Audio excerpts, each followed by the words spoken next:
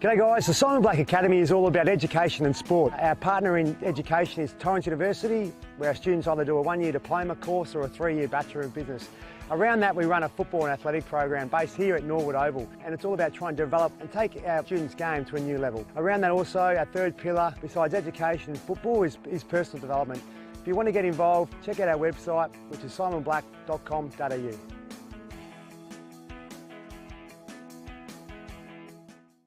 Well folks, we're down here at the Banner Crew. Our friend, supporter and sponsor of Between the Posts has joined us.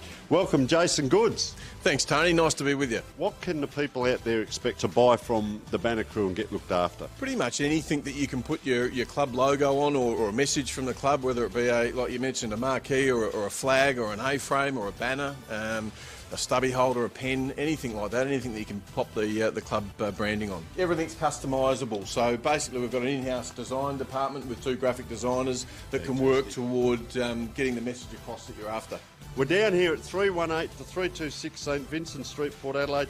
Jason, thank you so much for your support.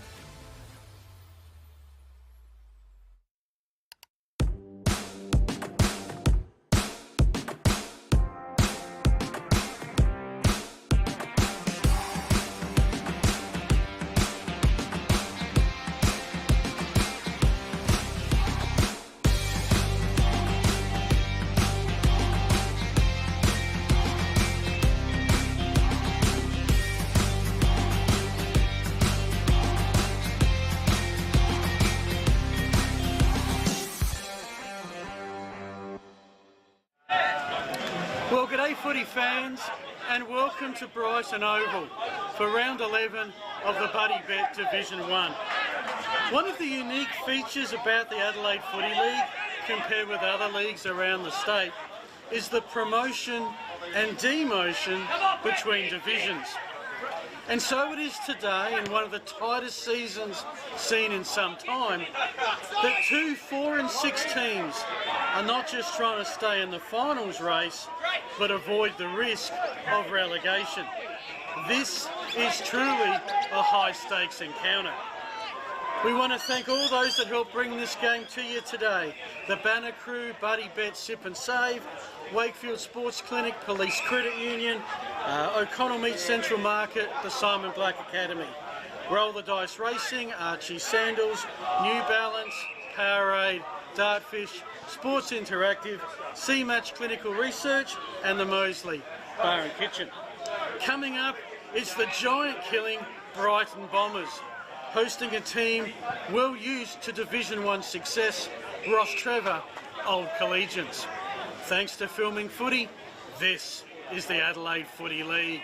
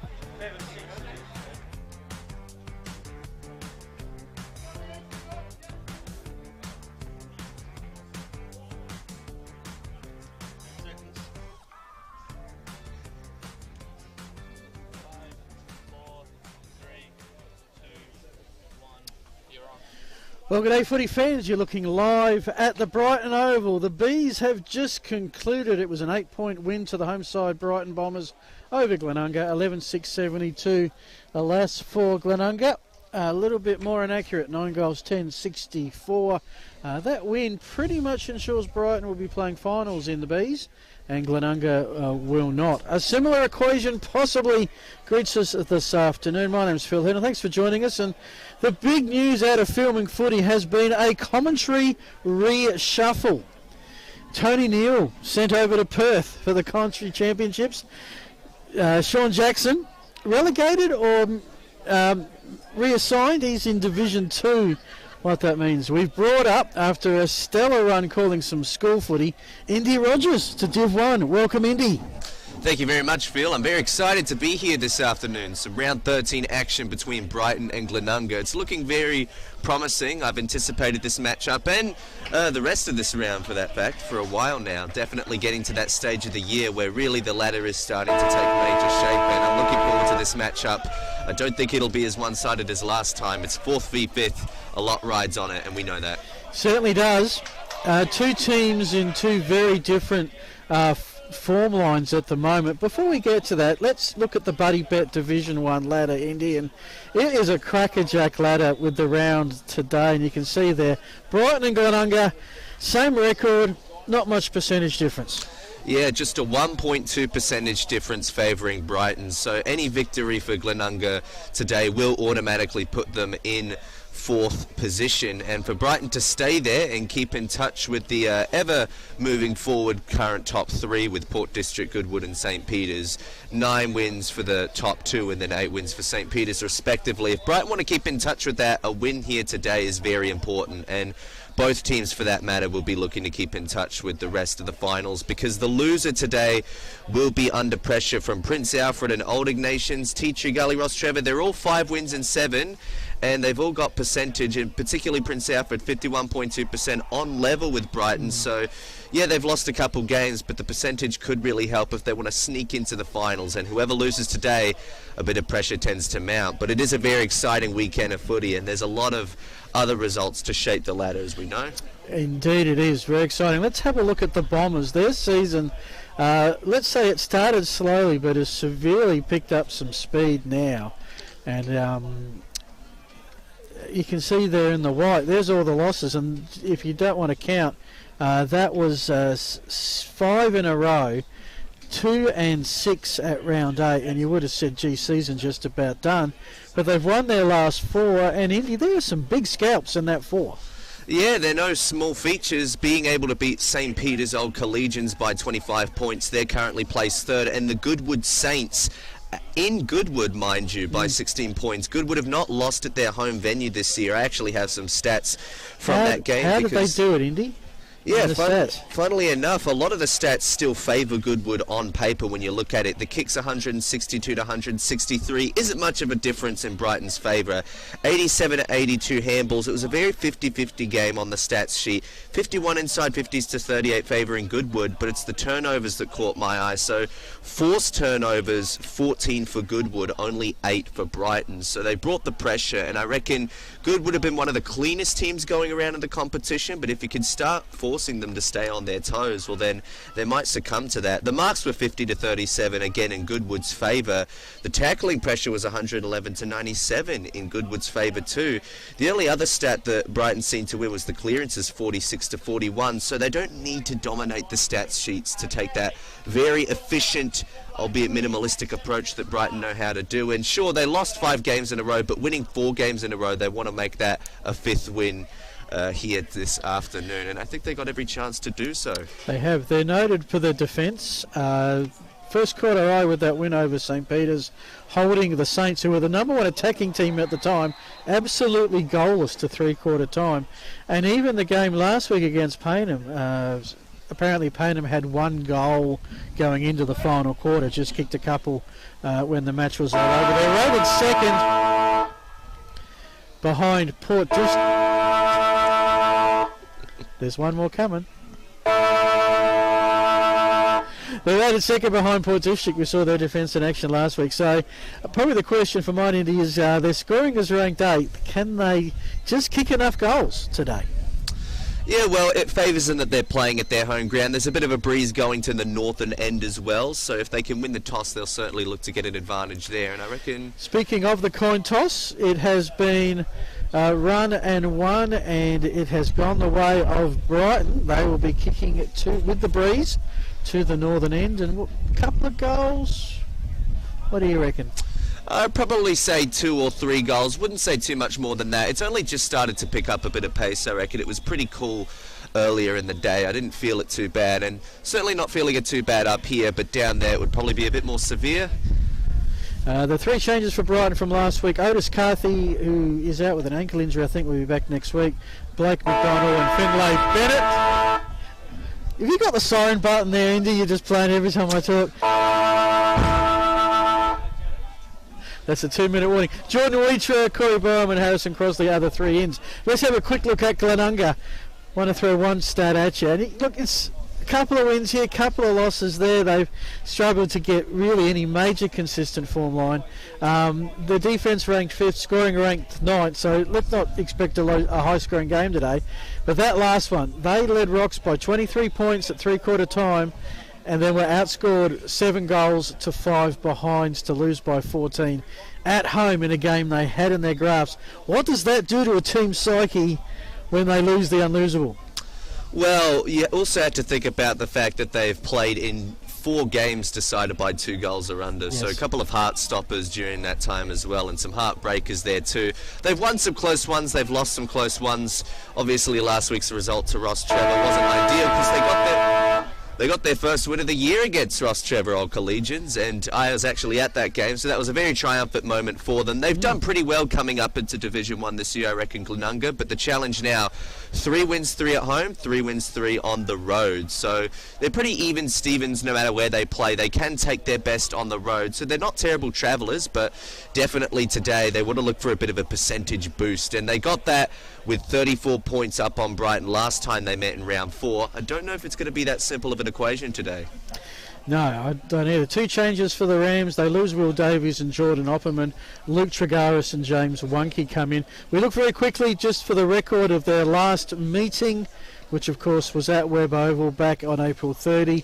Glenunga getting up there by 34 points. Very different Brighton team. McMahon was the leading forward there with 4 goals. And might just have a quick look at the other games because we mentioned that it is a cracking round. This one's about a minute away from starting.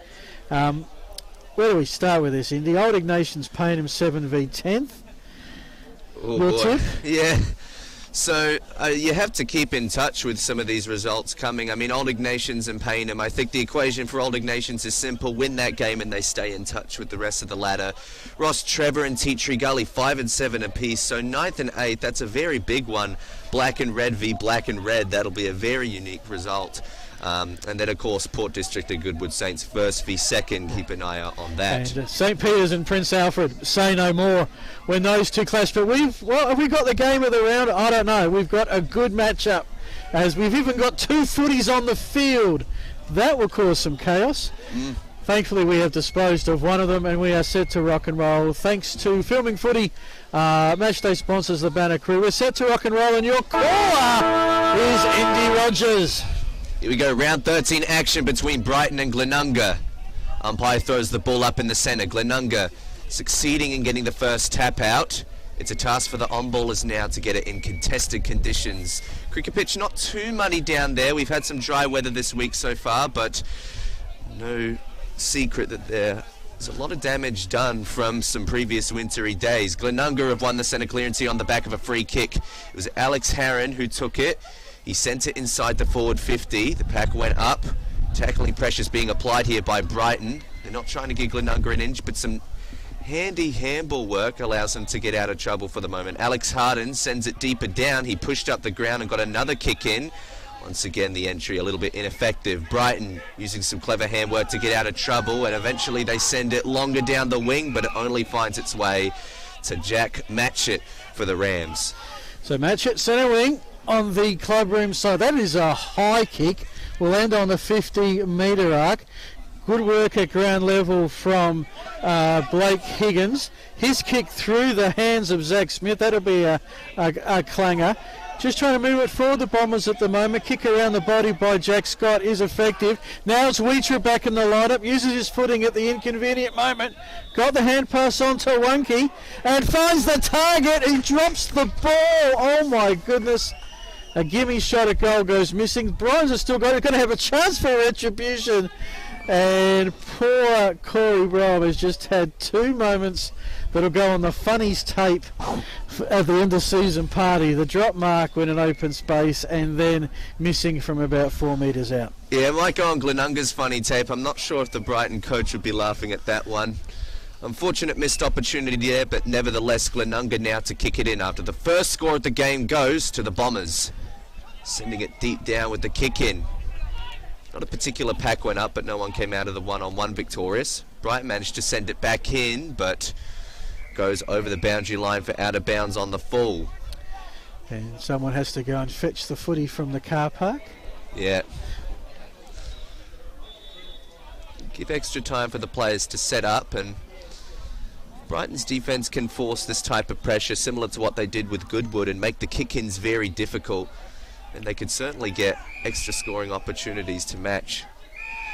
Yeah, Brighton are playing a loose man back. Just Wellesby is playing in defence. He's got the job on Michael McMahon. So we've got a normal forward playing on the danger forward.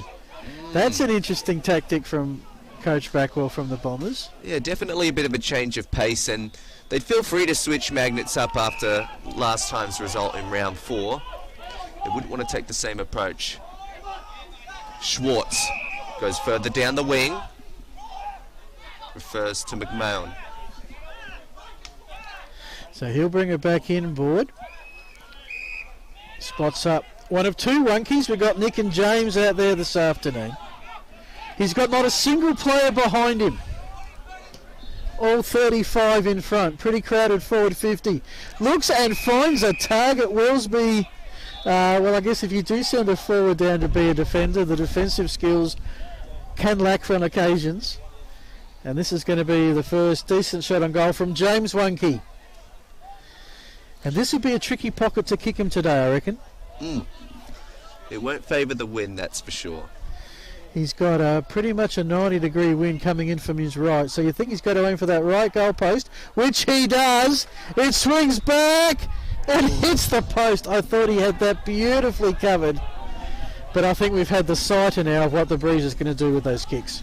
Yeah, looked really good in the air. Just chipped the top end of that left post. So now Jack plenty to bring it back into play for the Bombers. 1 point apiece here at Brighton Oval. Decides to use that extra run up to get it all the way into the centre of the ground. Pack went up, the spoils came through. Jarman Segal couldn't quite take clean possession there. Glenunga managed to get the ball back. They sent it back into the forward 50. Didn't favour a particular contest, and it's just spoiled over the behind line by Thomas Wellesby. Yeah, a bit of an awkward time of the game to be pulling out a torp like that. I suppose it'd be better now than in clutch time, but all coming through there. Brighton missed the marking opportunity. Thankfully, the run of Kernahan allowed them to get out of trouble for the moment. Here's Osborne. He sends it inside 50 with a snap. 1-on-1. No mark taken there by Dixon. Glenunga trying to get out of trouble. The kick not necessarily doing a whole lot to help with that. Boyle sends it back in, but it's cut off. And Tolly Kennett takes it. Now Glenunga to exchange. Zach Smith from defensive 50 goes in board. Glad Glenunga are wearing the Clash jumper today. Would have been a bit of a worry had they have come out in the navy blue like we had against Port District a few games ago. Now pushing the back. Glenunga's free pretty much in the middle. Will go the way of Haran. He's had a lot of touches early. Gee, he puts it up. That's like a chip shot on the 18th at Augusta. 40 metres out. It spills in favour of Osborne. He's had a couple of key touches to Wellesby. Let's see if his defensive kick is pretty good. It is. On to Higgins. And Indy, the Bombers are away. Yes, the Bombers trying to get out of trouble here on the near wing. They find Dixon. He keeps it alive, marks it in play. Now as the key position target has come up the ground, you have to wonder who's going to be the target deeper down for the moment. Boyle trying to fight to keep that ball alive, but it ended up tumbling over the boundary line. Just an interesting thing, Phil. It seems like the teams are kicking the ball quite high considering how strong that wind is. Yeah, which I guess makes sense if you've got it, not so much if you don't. I can certainly see spare defenders for the Bombers. I'm just trying to work out where the loose Rams are at the moment. Need a shepherd to round them up. Spills to Harry Boyle, kick around the corner. We've got ourselves a dead set point fest at the moment. It's 2-2. We've played 6 minutes. Eagerly awaiting is Indy to call the first goal for him in Division 1. Yeah, not the toughest conditions to score goals, but it's certainly proving a challenge of some kind down there. Glenunga, very nice contested mark taker by Michelani. He chips it further. It's spoiled over the line. Very good contest effort there from Brighton. Knocked the ball over the boundary line. We believe that was Kernahan who knocked it. The umpire to throw the ball back into play. Not in the forward 50, but favouring the forward half of Brighton. The rucks go up. The Crummers come at it and couldn't keep it alive with the pace that he brought to the contest, Laylock. It's seen over the boundary line again here in practically the exact same position. Our umpiring crews today, like to mention him once and then leave him in peace. Andrew Crosby brings the experience, Paul Smitheram as well for the field umpires. Aidan Henry, James Hascard are running the boundaries this afternoon. And Michael Reid and Ethan Scarman are sorting out the goals from the behinds. Ooh, tackling pressure applied immediately here by O'Loughlin Johncock.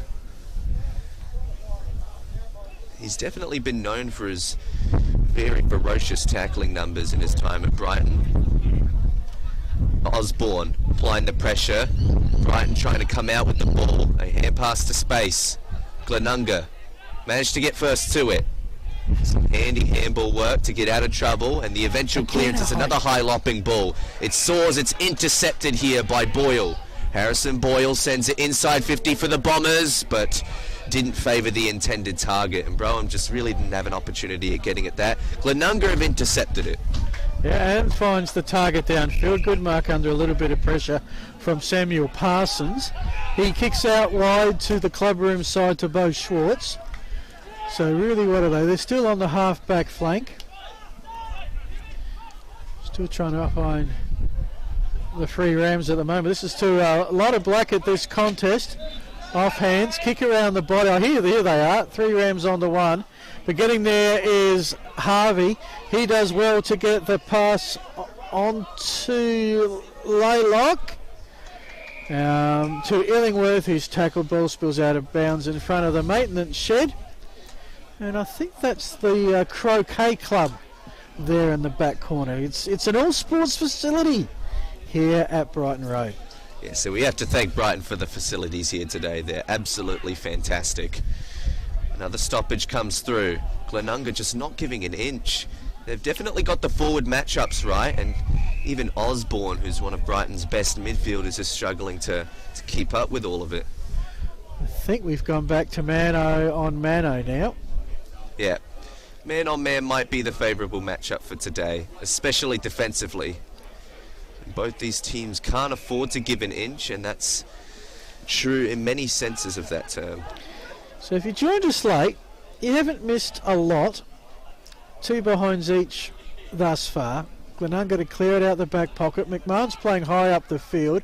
Can't quite get to that one, spills out of bounds. So, gee, in terms of possessions, I reckon the umpires are getting most of those at the moment in terms of throw-ins and ball-ups. Yeah, we don't have many umpire stat sheets in the modern era. We should probably get some. Totally unappreciated. A lot more defensive than it used to, that's for sure. Dixon doing ruck duties this time, so he's moved up. O'Loughlin Johncock, was he holding on to his man? He was. So the free kick's going to come back to Glenunga. This gives them time to set up defensively, at least Brighton, as the ball comes back here. Taking the privilege of the kick will be Lincoln Bennett. So Bennett, I think he's goes with the percentage play down the line. Wellesby at the front. Did he clunk that? Yes, he did. He managed to somehow wiggle his way to the front of the pack. He puts it high towards the 50 metre. There's another big group of players. Harvey runs onto it. He was front and square from the pocket. The bounce is critical. There's a free bomber. 2 Rams collide. Osborne snaps. And that's how you get your first goal of the game. Oh my goodness. And there's still a Glenunga player down, and that's not good.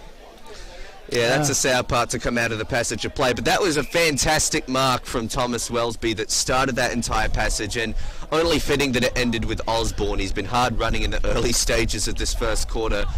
A very fashionable way to get your first goal, and it came from a turnover, but a turnover that was forced, more importantly. Yeah, so Osborne with the first goal. Haran is the injured Ram, who is now up, thankfully on his 2 feet.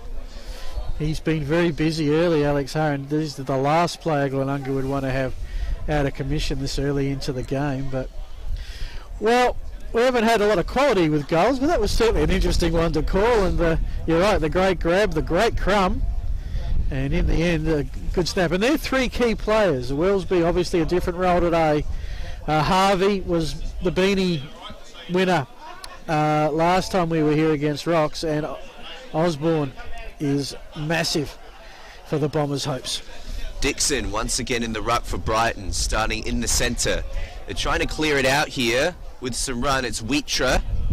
Can he fight his way through? No, Glenunga got back with the numbers. But Brighton still coming with the pressure. Lachlan Johncock with a tackle. Umpire says no prior was involved. He'll gladly take the privilege of balling it up right on the 50-metre arc for Brighton. Almost going to the far end of the ground. It seemed as though Glenunga came out with the hit out that time. It was Kennett who spoiled in. Now they clear it out. Oh, not without pressure being applied from Osborne though. More tackling pressure comes. It was Bauman, and he caught his man holding the ball. Fantastic tackling stuff from Brighton. It's the type that the coach would have ordered. And, well, the free kick was given to Osborne, but the tackle was applied by Bauman. He took the kick anyway and arguably blazed away, didn't hit a target. It comes over for a behind. They're getting good penetration with the kicks, the Bombers. Just trying to get a bit of a handle on the breeze here this afternoon. Some blue sky, no rain on the radar. Definitely a one for the puffer jacket though this afternoon. It's by the 50-metre arc, nicely picked up by Crosley into the side this week. They fly. Wheatra's at ground level. Hand pass to O'Loughlin Johncock. Some thumping backwards by the Rams. They concede the point. They haven't had it inside their forward 50 for maybe 4 or 5 minutes now. It's been Brighton's purple patch. Probably not putting it away on the scoreboard yet, Indy. Yeah, only a couple more minutes before the tumbleweeds start rolling around down there. But this might spark them. A very nice contested mark from Parsons. Maybe this could start something. The numbers are making their way back. Glenunga, they like to move as one outfit, so they don't have too many options down there now. They're just starting to crawl down. Woonke. Nick Woonke, in fact. Wonky. He goes further down the line. A fist comes through, but no mark. Spills over the boundary line. At least they've advanced it into the midfield, though. It's a step up of what we've seen in the last couple minutes. Brighton locking it in their forward end. Throw in. Could almost, if Lambo was here, he'd be throwing it in for the umpires today. Lambo's out on assignment this weekend. Jacko's big game at Salisbury North, so they went with the big guns, and Jacko's up there calling Salisbury North Unley Jets, and I think Central United Para Hills is also streamed. A big week for filming footy. As Brighton get the clearance, they look better poised when they get it at the moment. Dixon took the time, found the target. Good clunk by Jared Miller, just outside 50. Too far out to score, even with this breeze, you would think. He says, what? Let me have a crack. Too far out to score. Yeah, right. He stopped his first and the Bombers second and made me look like a dead set clown. Well, we did talk about the advantage of that win. It doesn't feel super strong up here, but I reckon on that field it would be much more powerful. And I reckon Miller started to gather that in his head and thought, I'm a chance from here. So that win has definitely helped them in this quarter. They've kicked 2 goals now. with 4 behinds next to that. Only the 2 minus scores for Glenunga. They need to start getting a move on the scoreboard, that's for sure. I think our scoreboard attendant, the electronic scoreboard's gone down here. There's a mini league star one, and the scoreboard attendant's just looking at a score of 2-3-16 and thinking, what's wrong with that? Thankfully he has adjusted. I think you need to do... that was my first job in footy, Indy, when I was 15. Scoreboard operator at the Plimpton Football Club. And I was distraught a couple of years ago when I went past the Oval and saw my scoreboard had been torn down and replaced by this electronic contraption. Good to see today the manual scoreboard reigns. Yes, contrary to popular belief, mathematics are a very big part of football. You The bet. ball comes out to the wing here. Glenunga finally starting to get a move on. A left foot comes into the forward 50. The intended target was Nick Wonke. He doesn't take possession, but he managed to get it off in time, and a teammate kicked the goal for him. And that teammate was Jack Scott. Well, Glenunga would be very relieved with that. Their first forward 54A in 5-6 minutes, and they managed to get a goal out of it. And they get on the board. You always tend to settle after you get your first, and in the end, just weigh the numbers, you'd say, Indy, with the Simon Black replay there. Yeah, I think they valued much faster ball movement, and while they didn't have the number advantage, they managed to get their players on goal side, and they knew where to find them. So I think it's about playing it a bit smarter here, because if they're going to go with the man-on-man matchups, then they're not going to get the number advantage when going forward, and Brighton will realise that. They'll try and double up, but sometimes all it takes is finding goal side and knowing exactly what you're planning when going in the arc. Yep, just retrieving the football. He kicked that from about 4 metres out and probably down into the school. So they've got the football back. And whilst that was happening, Alex Haran came back onto the field, which was really good because he was the one who got knocked out in friendly fire with his teammate. Good that he's back into the action. And every player pretty much has an opponent. This is good to see. I was worried about both putting... I'd heard rumours that both are going to put 2 behind the play. As Osborne, a nice clearance, inside forward 50 straight away. Glenunga respond. Yeah, I reckon those high balls are a bit of the breeze, just holding it up. Now on the outer side.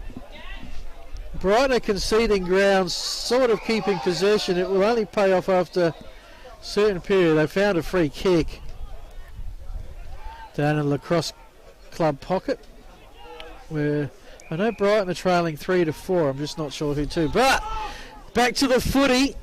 Weetra from 50, a high kick. Got over the back of the pack, so mental note, they can kick them outside 50. They're definitely taking the wind on while they've got it in their favour, but they'll have to get out of that habit in the second quarter, and sometimes that can stuff you up a little bit mentally, but we'll see how they go. They're playing well in this opening term, that's for sure. Glenunga snap it around, the ball out of bounds on the full.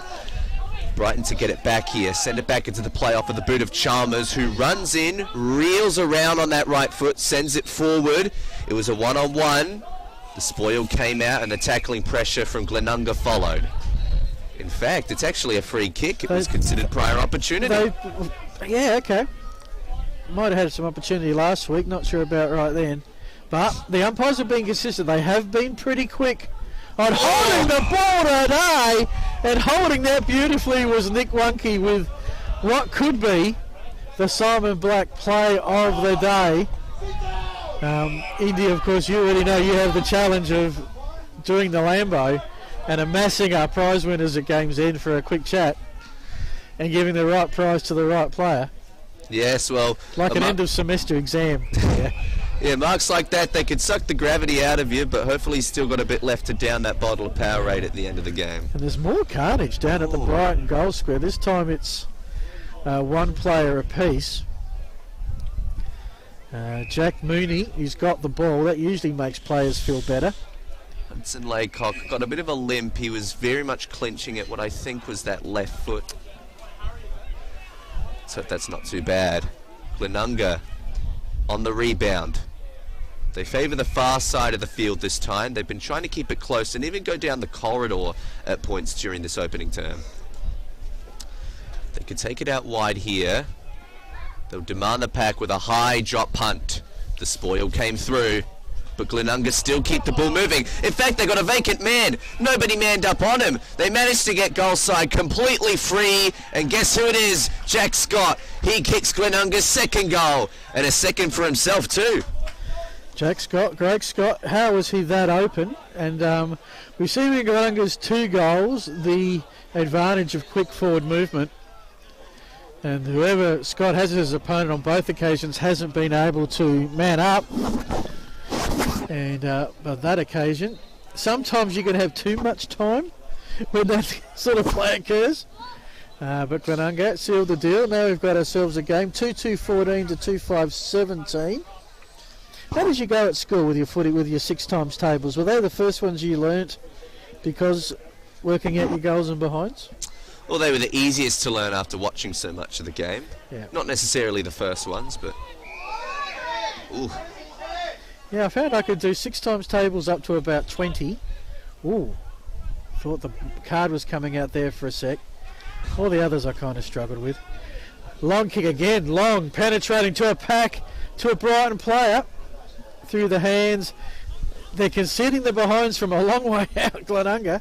Now, you don't really see deliberate in this competition. That's 2 goals 6 to Brighton, 2 goals 2 to the Rams.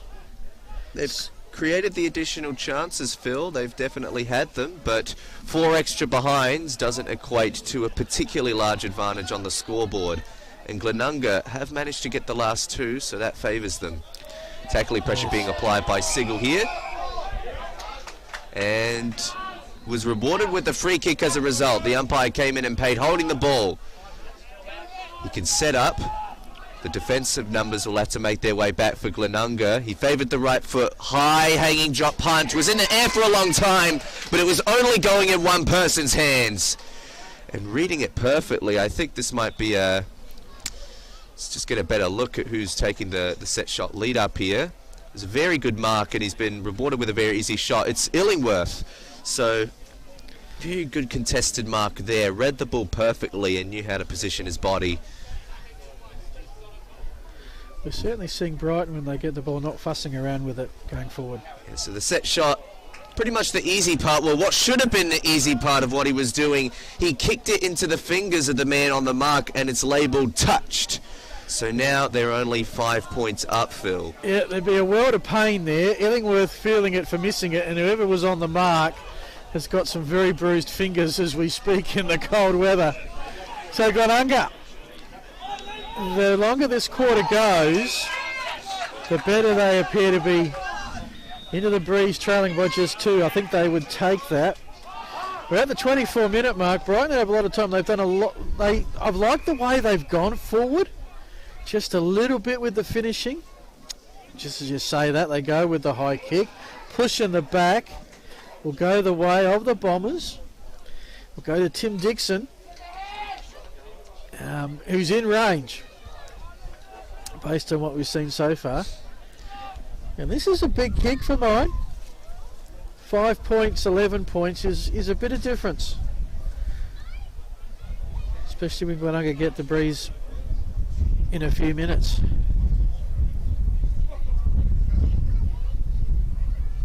He'll be kicking from just inside the 50-metre arc. Has the height, has the length, has the direction. That is a glorious long-distance set shot. First goal for Dixon. Brighton have their third. They go to 3-7. That's 25. Glenunga 2-2-14. And I reckon an 11-point lead is about right for this ball game. Yeah, very noteworthy cog in the Brighton Bombers machine is Dixon. He's a very good resting ruck / key position forward, and if he can kick shots from that far out, then that's very, very much valued in a team such as this. Particularly when they were missing, they actually got one of the less probable shots, I should say, out of all the ones they missed. Ball's come back into the centre here. Glenunga fighting forward, a bit of soccer work trying to clear it out of trouble, but it's only found its way back to Brighton. Osborne with the clearance, was pinpoint accurate with the delivery. It's Illingworth once again. Ball not touched while trying to convert it this time, thankfully, but almost being taken out of the contest there. Deemed legal according to the ump. A lot of tackling pressures come on, and in fact there is a call going against Brighton, but it's actually for holding the ball. I thought there was a man held out of it. Nevertheless, it's going to come with Zach Smith. So Smith goes into the maintenance club, the croquet club pocket here at Brighton. Short kick to Tully Cannon. I think Glenunga would be quite happy to wear down some of this clock as we tick over the 26-minute mark. Not a lot of options presenting out of that back pocket. Goes with a high kick. Oh, and another good clunk. There's been no shortage of really good marks. Sam Parsons, I think that's the second decent one he's taken today. And he looks further upfield. Just a short one gets it to James Wunke.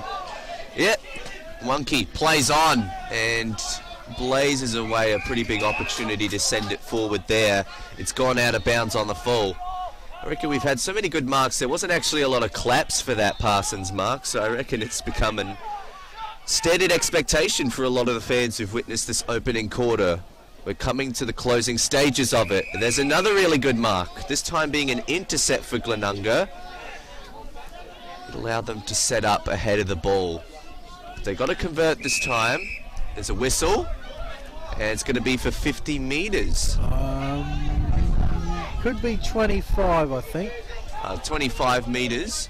But no one's on the mark. He can take off for 50 right now. But it's that. There'd be some players who'd scoop that ball and just go. James Wunke, I think, is a little bit stuffed at the moment. He's waiting for that quarter-time bell. Some polite-mannered football there from Wunke, not deciding to take it on from the free kick advantage. Brighton have set up here. Can they get out of trouble? It's going to take a bit of effort. Harvey handed it off, but, well, his teammates actually kicked it out of bounds on the full, and Glenunga should be able to send it right back into the forward 50 arc, shouldn't they? They retrieve the ball from the kids in the playground as it lobbed into the swing. So there's something for everybody. We've got rugby, we've got lacrosse, we've got croquet, we've got footy, and for the kids we've got a playground and a dead set delicious smelling barbecue right below us. It is with Sam Parsons. Ooh. That was too far out to score. Noted I said it after he kicked it. It's in that pocket, cricket net pocket. Umpire to throw it in. Yeah, probably should have said it before he kicked it so you give him a better chance. Yeah, just have a bit to build back some credibility after I blew it up earlier. Umpire throws it back in. It's in Glenunga's forward 50 arc. We haven't heard that much during this opening quarter. It's been Brighton dominating the majority of the territory. Glenunga get it back here. Intercept mark taken by Butterworth. He slows up, runs up, allows a high lopping ball, and taking a contested mark down forward. That was the other Wunke, Nick Wunke. And that's given them a very nice opportunity to score pretty much right on the verge at the end of the quarter, you'd have to say. We're at the 29-minute mark. 5-goal quarter. So, not a particularly acute angle, but it's certainly one that will test him. And he hasn't got the wind to favour. Can he back his routine? Oh. Right on the siren. I reckon that one's reeled back for a goal just in time. He judged the wind well there. He worked against it and he outplayed it.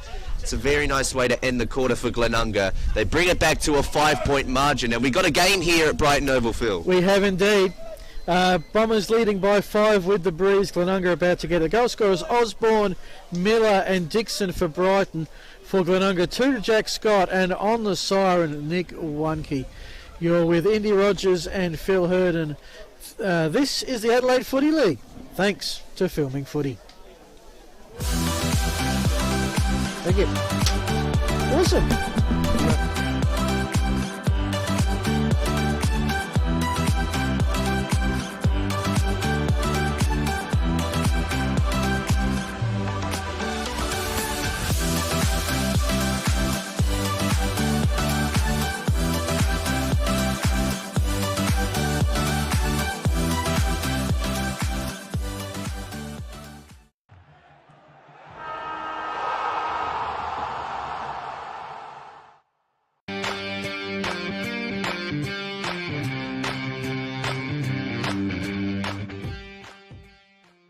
G'day guys, the Simon Black Academy is all about education and sport. Our partner in education is Torrens University, where our students either do a 1-year diploma course or a 3-year Bachelor of Business. Around that we run a football and athletic program based here at Norwood Oval, and it's all about trying to develop and take our students' game to a new level. Around that also, our third pillar, besides education and football, is personal development. If you want to get involved, check out our website, which is simonblack.com.au.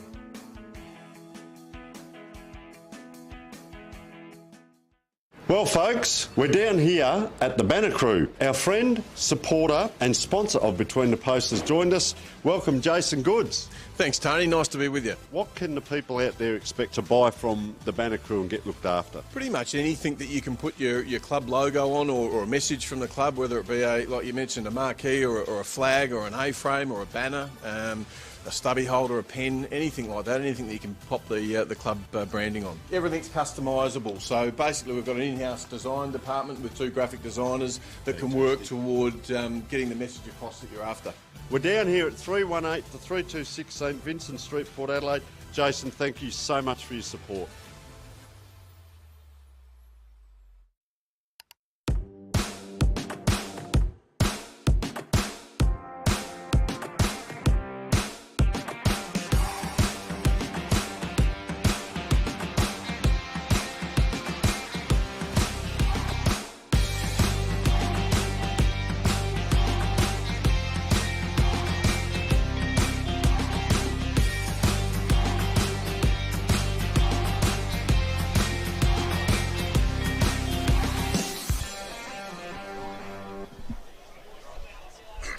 Welcome back. There's the Brighton huddle. We're here from the Brighton Overview with Phil Herden and Indy Rogers. And Indy, if I was in the Brighton huddle, I'd be thinking, gee, we had the better of that quarter and we're only leading by 5 points.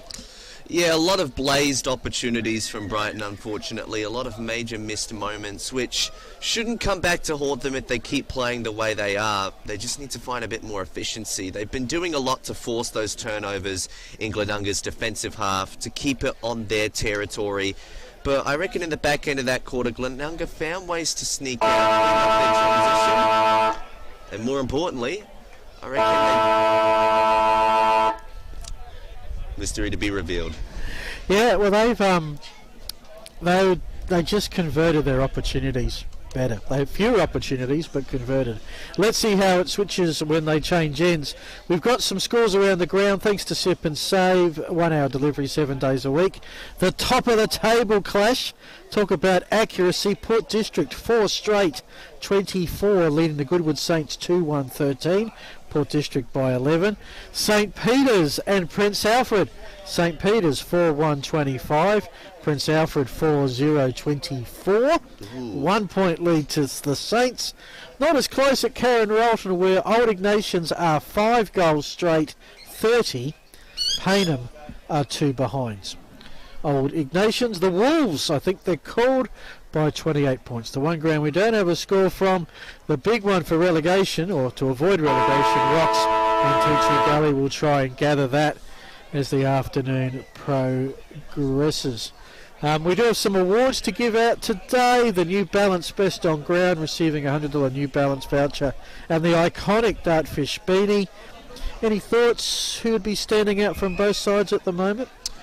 I'll tell you what, I reckon coming into the side, James Wonke has been very good for Glenunga, coming back into the team. But also on the Brighton Bombers side of things, I've liked O'Loughlin John Cox's efforts. Tim Dixon's been pitching in the ruck here. Illingworth's been having a good game, and I think you'd have to also mention Osborne and Miller. Yeah, Osborne, probably my pick. So today we get to share that one. Normally I let Jacko pick. I might let you pick and I'll observe maybe. Oh yeah. No pressure. Simon Black Academy Player of the Day. Look, there's been some clunking marks to get us underway early. That receives the Archie's Footwear and the Boxer Powerade. And the Mosley's Bar and Kitchen Team Player Award. It's sort of, we sort of have a fairly liberal licence with that one. Someone who contributes to the team effort in some way. So maybe someone who could have got best on ground but didn't. We back up with that. And that's probably the prize of the lot for mine, a $100 Mosley Bar and Kitchen voucher. But second quarter underway, Glenunga in the white going to the left with the breeze. To get us underway, you're with Indy Rogers. Umpire with the centre bounce. Any surprises to come out of this clearance? Will Glenunga win it? And that might not be a super big surprise with the wind advantage. Osborne late the tackle very quickly and swiftly. He gets the free kick out of it for holding the ball. He refers to the wide wing, and he likes what he sees with Boyle. Harrison Boyle chips it further down, finds another target. This is Dylan Lang. Mullet dashing through the wind, and that's because the wind's blowing against it for this quarter. Glenunga managed to get out of trouble. Only as far as the wing, though, and back to the near wing. In fact, not on the full. It'll be a throw-in from the umpire. This will be before your time, but Dylan Lang, number 3, reminds me of Ralph Zip Zap Sewer, who played for Woodville over 5 decades, 69 to 90, for Woodville and the Bays. Similar hairstyle. Probably didn't have the tats weren't quite the thing back in the day, but the in and under zipping work is as Ricky O'Loughlin Johncock has himself a free. 65 out, heads for the hot spot. Who's got the lead and the clunk? Nicely done. I reckon that's Dixon. He's already got 1 goal today. It is Dixon. And we'll see what the kicking is like off a slight angle. But that was nicely done by Brighton. Not quite so deep towards the goals to allow the conceding of the behind. Sometimes you can go a little bit too deep. It is a 5-point margin to the hometown Bombers. Dixon's kick, it's going to the left, it's touched on the line, back into the field of play. Glenunga will get a pretty desperate kick, only into the hands of Higgins. Blake Higgins. He likes the right foot, and he liked the look at the pack. Dixon was at the front of it. Ball comes off, and ricochet leads to a behind. Tell you what, Glenunga were a bit lucky there, because I reckon whoever spoiled that ball and tried to keep it in play probably did them more harm than good. And thankfully it didn't result in a major score, only a minor. And that was one to concede the point and get the kick out. Yeah, well, considering the others that they had been conceding in the first quarter, I would probably agree with you. Glenunga have moved it pretty quickly. They've got it out to the lacrosse wing. It's spilled out of bounds. And I had to check with the binoculars of the lacrosse scoreboard. It's actually Brighton lacrosse aren't playing. It's New Zealand versus Victoria. So some junior or international tournament down here. There's a big crowd in lacrosse, which is great to see. Wonderful tri-oval facility here. It's a moment to say hi to all of our New Zealand viewers. In the meantime, Glenunga trying to get it out of trouble. Blake Higgins appears with the ball again. He kept the ball nice and low, and that's a darting kick, although it doesn't directly hit the target of Illingworth. He still manages to mop it up and finds a short option in Harrison Boyle, who can line up from a fair distance and a fair angle. Yeah, I'm not sure. I've been conned once. I'm not sure about the distance on this one. So the other end of the oval now. But Harry Boyle's experience, he knows this oval very, very well. Yes, Brighton kicking against the win in this quarter. Boyle fighting against it just as much. It's not going to make the distance. It's going to set up to the pack. Glenunga with another large spoil. Will Brighton keep it alive once again? Illingworth tries to make sure of it. Some tough tackling pressure. It's called high. And it's going to go Brighton's way, I think. Yep. Harry Boyle's going to have a second shot. Boyle. Second time lucky. Not so much in this instance. Dixon got hands to it, but no mark. Tackling pressure applied by Glenunga pays off in the end. It's called holding the ball. And there's a bit of aggression to come out of it too. Bit of push and shove there from Tom Butterworth. He's the one with the free. And he'll take the kick in. So Glenunga, as far back as they can be. They'll work it to the outer side. There's a reasonable pack waiting for it. Crumbing nicely was the Rams. Didn't go too far, that kick from Kennett. And again, there's a Brighton mark inside 50. Now for Osborne. That is visionary with pinpoint precision. This is definitely in range. Yep, and it's in good hands too. Osborne having a nice match, and he could definitely have some scoreboard impact when the team asks for it. An early candidate for possibly one of our post-game awards. He's picked up a few in the years that we've been broadcasting. Straight as first multiple goal scorer for the Bombers, and Indy Rogers, you'd have to say, at last, reward for effort. They had it down there into the field for a long time.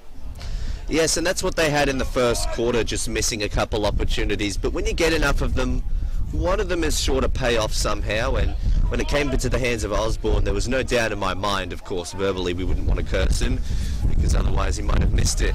Thankfully, though, he came through. He is a multiple goal scorer for the game and a contender for player of the day too, as of the early stages, but it's come up in the centre bounce again. Rucks go at it, and it was actually Nick Wonke who managed to get some clever hands off. The clearance, unfortunately, didn't pay off. It's cut off. Brighton refer to the far side and the far wing as a result. Will Bauman goes further. Ball might not quite stay alive here. It does, only for a brief moment. Glenunga's tackling pressure, hoping to get a reward out of it. Doesn't look as though they will. It should just be a ball up. It'll be a tight ball up. Certainly from that point of the ground, Phil. Yep. Binoculars, fair way away. Umpires found a free kick going the way of Glenunga. To Haran, might have been something around the ruck contest. No, it wasn't Haran, because he's just received it now and got a bit of afters from Lang that's left a few to have a discussion with Lang about that. Meanwhile, Glenunga play on the kick and the clunk inside 50. Straight in front. The man with the orange boots. If it gets too dark here, those orange boots will guide us home, I reckon. And what is he trying to do? This is Jack Scott. Can't be handing it off. He's got 2 goals. Yeah, he could well be in range for three here. His first 2 were on the run. You just have to react. Sometimes thinking about it. Interesting little staggered run up. The kick. Missed to the left-hand side. Sip and Save scoreboard, 3-3-21 Glenunga. The Bombers are 4-8-30 with Phil Herden and Indy Rogers. So Brighton back on the rebound. A rare missed opportunity from Glenunga. It's 3-3, which isn't the most, I suppose, efficient type of result that you could ask for, but it's certainly better than what Brighton are putting up, albeit Brighton are just getting so much more of it, and this is the type of football that's led to that result, although not so much the type of kick there. Illingworth took his man to the ground, and the umpire will bring it back. In his own hands, throws it up. The ruck go at it. Try and get a bit of a Jackie Chan styled ruck stoppage kick clearance there was Nick Wonke. Nevertheless, Glenunga still came out with a free kick, so they will win the clearance. Parsons goes long. Spoil had to come through there from Scott because he was forced to spoil a ball that wasn't going his direction. Brighton have gotten some extra numbers back in. They'd probably be a bit paranoid after what happened last time. Umpire signalling a free kick. Over the shoulder. Over the shoulder.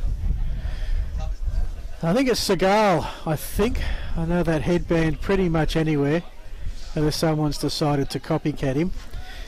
Kicks it back towards the broadcast spot, thumb from behind by Dixon. Bouncing ball, who's going to meet it? Players let it go past them. No one's touched it yet. Laylock has set it forward, running hard, running well as Illingworth, showing us some speed. The kick into open space, race for pace, the bounce is critical. Montreal's favour Brighton, it does! Shane Harvey says thank you very much when the ball bounced the other way, right into his lap. And from how far out? 4 metres? He kicked that one. Oh no, he didn't. No, he didn't. He missed it, have I? He missed. I can't believe that. I can't believe that. I want the Simon Black replay. Stop the game. I want to watch the Simon Black replay. And Glenunga are going to go coast to coast. Indy, you take over. I'm going to check the replay out. I'll tell you what, that's a result of the Glenunga pressure, and that's managed to win it back into their forward 50, but there will be a stoppage here. Here's the Simon Black replay. It didn't bounce favourably for Harvey, but tell you what. Okay, fair enough. I reckon it's just missed to the far side there. He didn't have a lot of time to balance. What happened was the goal umpire is supposed to move to the other goal and signal it behind. And he didn't. He signalled it inside the goal. That's what threw me. I usually put my faith in the crowd reactions, and I did notice that the applause died down pretty quickly, which led me to believe that something might have been up. In the meantime, Glenunga have gotten a free kick from this stoppage and a set shot on goal. This to bring the margin back to a straight kick. It won't make the roost. Oh, tackling pressure applied there. Nearly got them the ball back. It does, in fact, but only for a minor score. That was Sam Abel who snapped it off of his foot. Wellesby wastes no time. Bombers have got an extra man out here, but Glenunga have got the heart. Haran with a hand pass. They'll bring it, send it straight back to the pocket to Scott, who's marked. He took a step. Umpire says you played on, son. And why that's not holding the ball, I'm really not sure. Yeah, that's a bit of a surprise to me. He definitely stepped off the mark. He looked at the umpire too. He was aware of his mistake, but the umpire said, you know what, I'm going to be generous today. Well, if you play on and you're tackled, given the... Anyway, there's the snap from another behind. It's Wonke. It's had a share of entertainment about it, this game, but has it risen to great heights? Not really. Not yet. We'll say that much. Not yet. They're trying. Yeah. The energy's there for it. That's it. Take it away, Indy. Plenty. Kept it darting on the left. It paid off. Found its way to Laylock, who's back on the ground after it looked like he injured his foot early in that first, so that's good news.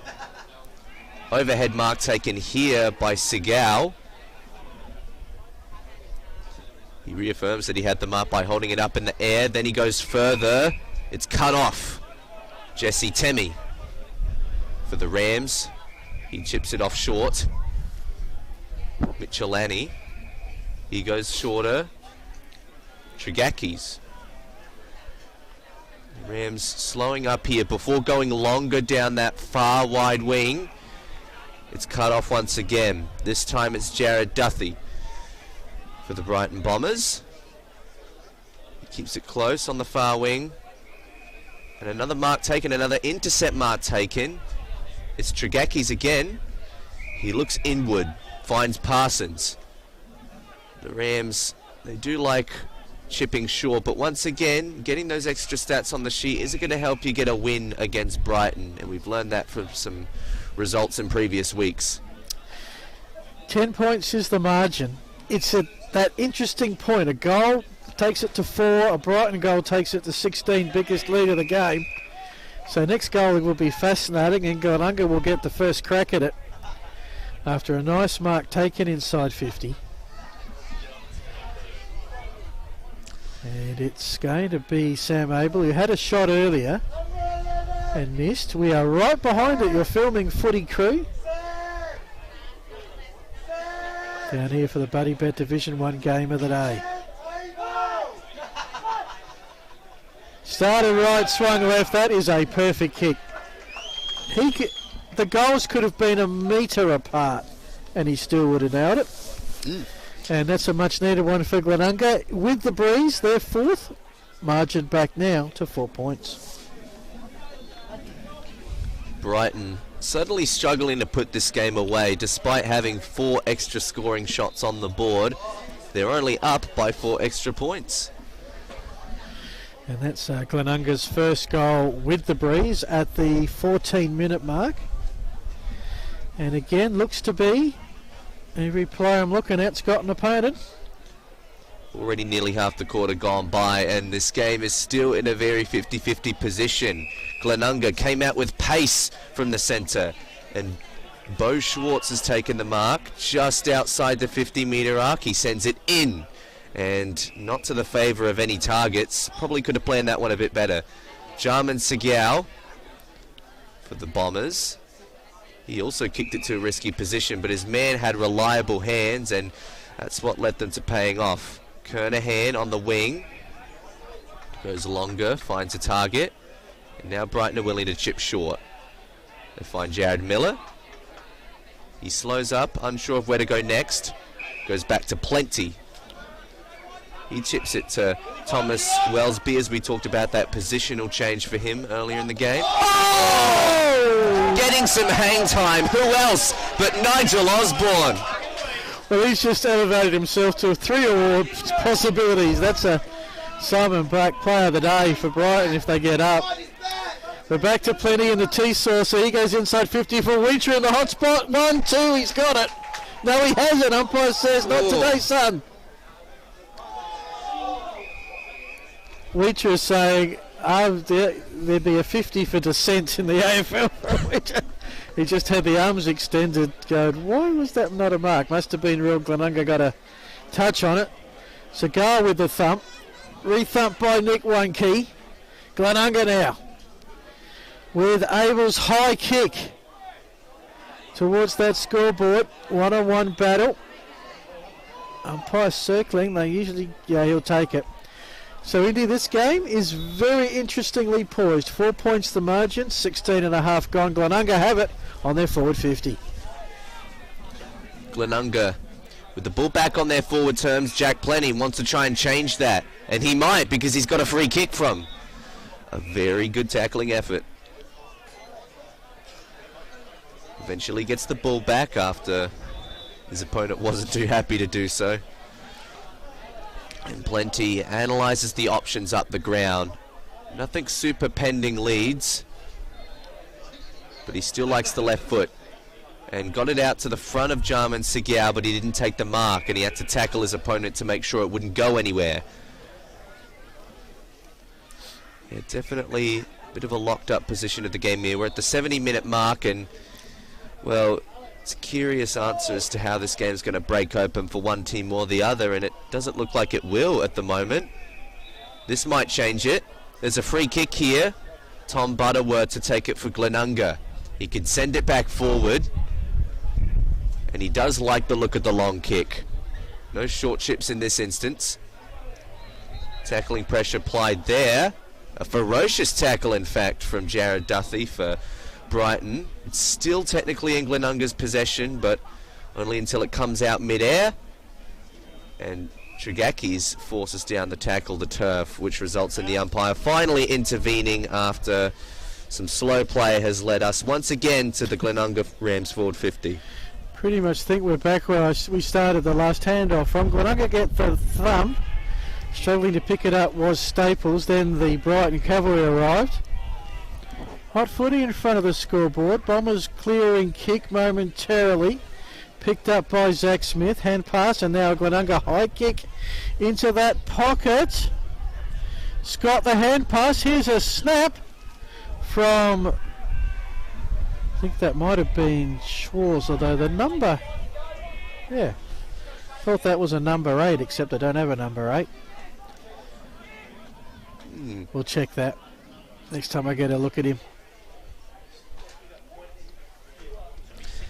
Could sometimes look like a different number from a certain angle. It can, especially 8. That could be 5, 6, 9.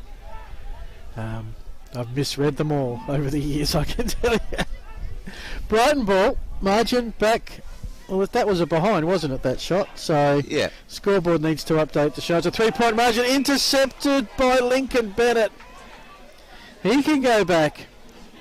And if true with his kick, put the Rams in front. For the first time in the match? Yeah, good question, Indy. So. In that behind fest that we had, I can't quite remember who scored. I think Brighton scored Brighton the got second the first behind, and then Glenunga got one back, and then the cycle repeated, and then Brighton finally got a goal. Okay. Then you are spot on. What he's going to do is kick it, and he does. For the first time today, Glenunga hit the front. I can hear a smattering of applause from down the far side from the visiting fans. It is 5-6-36 to 4-9-33 on the Sip and Save scoreboard, which has 1 hour delivery 7 days a week, and that is a good kick to take the lead time on into the second quarter. Yes, the time on stage, the red time stage. This is where things can either intensify or they can drop off. You never quite know which one it's going to be. Segal starting in the rut for the Bombers might change that type of pace. No, Glenunga come through with a clearance. Plenty trying to restart a chain of possessions for the Bombers, and he finds one here. Very good mark taker by Shane Harvey on the wing. You could almost call that contested with how hard he had to run. Finds Dylan Lang in the middle. Teammates telling him to go. He spotted a very good option there. Mullet to mullet. That's to right. Will Bauman. He's got a bit of work to do on the tattoos, though. Oh, they'll keep up with each other eventually. Bauman tries to trick around his opponent and wanted to hand to a teammate, but I don't think he planned that one very well because Browen wasn't ready for the receive. Yep. Maybe Bauman wanted to set up a little bit further down the line, but maybe Brighton are trying to avoid doing that for the moment just because a lot of those long bombs to the pack haven't been working for them in this quarter. Yeah, didn't think he had the distance, had to get around that, and that was his option. Sits for Harvey. And this time the goal umpire clearly demonstrates it's a behind. 4 goals, 10-34. The margin narrows to just 2. 22-minute mark. Spills out of bounds in front of the Brighton Lacrosse Club that was established in 1929. 93 years playing lacrosse. Yeah, they must have renovated it recently because it's got a very cosy looking paint job on the front. They renovated the whole block. 3 new buildings, finished last year, and a great place to watch sport on a Saturday. Brighton didn't balance the kick too well there, but there's a free kick going for them. That will give them an opportunity to clear it out, send it into the forward 50. Don't know who the messenger is. Well, the message wasn't a pleasant one. It's been cut off by the Rams. Zach Smith. Can he restart a chain of possessions for the Rams and get them to extend this margin further? He elects a high drop punt, and it didn't favour any Rams players. It only favoured Brighton. Kicking into the middle of the ground, Blake Higgins under a bit of pressure. And tell you what, Will Bauman's also going to be under pressure. Nearly tackled without it. Umpire thought that it was legal. Glenunga fighting around a couple of opponents. There's now a whistle. Either he disposed of it and it was holding the man, or he hadn't disposed of it, in which case it probably should have been holding the ball. Maybe. But it is Andrew Crosby umpiring, and he is the most experienced umpire at this level for sure, having umpired for years in the Sandful, including many grand finals, so I'll back his judgment over mine any day. He's found a free kick for over the shoulder, and the danger man, Osborne's given away the free. This is Cooper Wilson, who was doing that tackling earlier. Bit of a wobbler to the hot spot, 40 out. Brian, a desperate kick, gets lucky and finds, looks like Lang, but there's no tattoos, so it must be Bowman. Yeah, Bowman dodges around his opponent. This time he gets it right. He learned from his mistakes. He found a productive target in Shane Harvey. He's dashing all the way through the centre square into the forward arc. Didn't quite balance the kick properly for Laylock, but he's working around a couple men. He had support, and the man waiting in the goal square ended up finishing the passage of play and kicking the goal. And we believe that was Corey Burham. Corey Browen, we should say. Just waiting for him to turn around, and I'll tell you, Indy, but that was some great transitional play. And I like that kick into space, which put the sole Glenunga defender who was guarding Broham in no man's land. You stay with Broham, then the other player gets the kick. It was a beautifully placed, almost rugby league style, run onto it kind of kick. And there's a bit of a committee meeting happening around the scoreboard at the moment. But it is Brighton back in front, as per our scoreboard, which hasn't missed a beat all day. Bombers again. This is Harry Ball from Footy. Needs a mark on the line and got it. That's Scott, I think. He's playing a long way back, having kicked 2 goals, but just the man you needed for that moment. Brought out and finds Massett. Massett in front of the scoreboard, the sip and save scoreboard. As there's your half-time siren.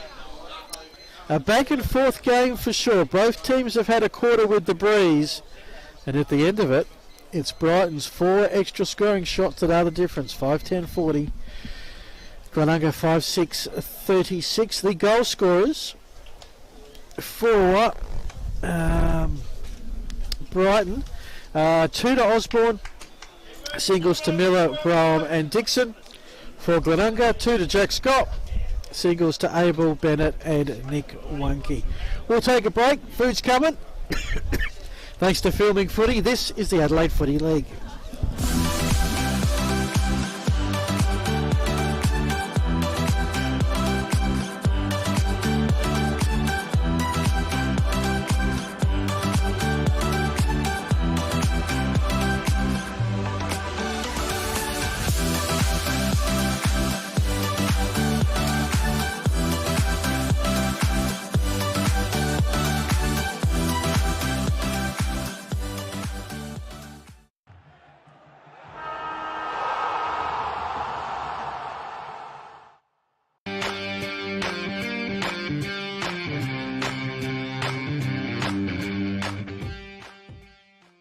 G'day guys, the Simon Black Academy is all about education and sport. Our partner in education is Torrens University, where our students either do a 1-year diploma course or a 3-year Bachelor of Business. Around that we run a football and athletic program based here at Norwood Oval, and it's all about trying to develop and take our students' game to a new level. Around that also, our third pillar, besides education and football, is personal development. If you want to get involved, check out our website, which is simonblack.com.au.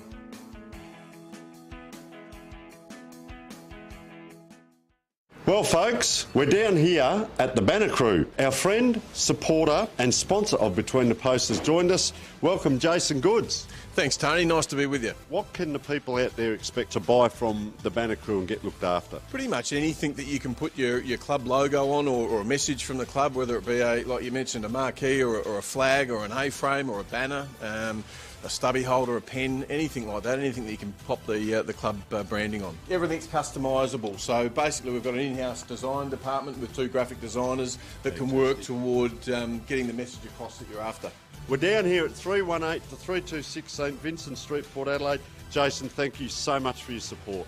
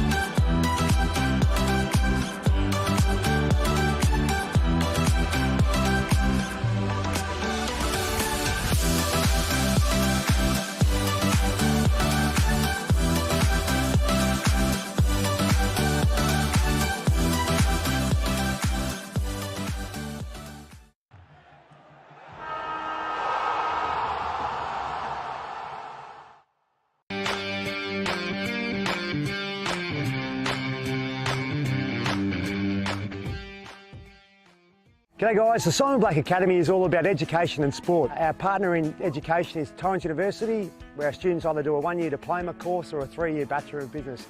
Around that we run a football and athletic program based here at Norwood Oval, and it's all about trying to develop and take our students' game to a new level. Around that also, our third pillar, besides education and football, is personal development.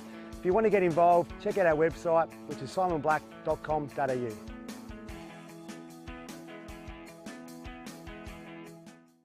Well folks, we're down here at the Banner Crew. Our friend, supporter and sponsor of Between the Posts has joined us. Welcome Jason Goods. Thanks, Tony. Nice to be with you. What can the people out there expect to buy from the Banner Crew and get looked after? Pretty much anything that you can put your club logo on or a message from the club, whether it be, like you mentioned, a marquee or a flag or an A-frame or a banner, a stubby holder, a pen, anything like that, anything that you can pop the club branding on. Everything's customisable, so basically we've got an in-house design department with 2 graphic designers that can work toward getting the message across that you're after. We're down here at 318 to 326 St Vincent Street, Port Adelaide. Jason, thank you so much for your support.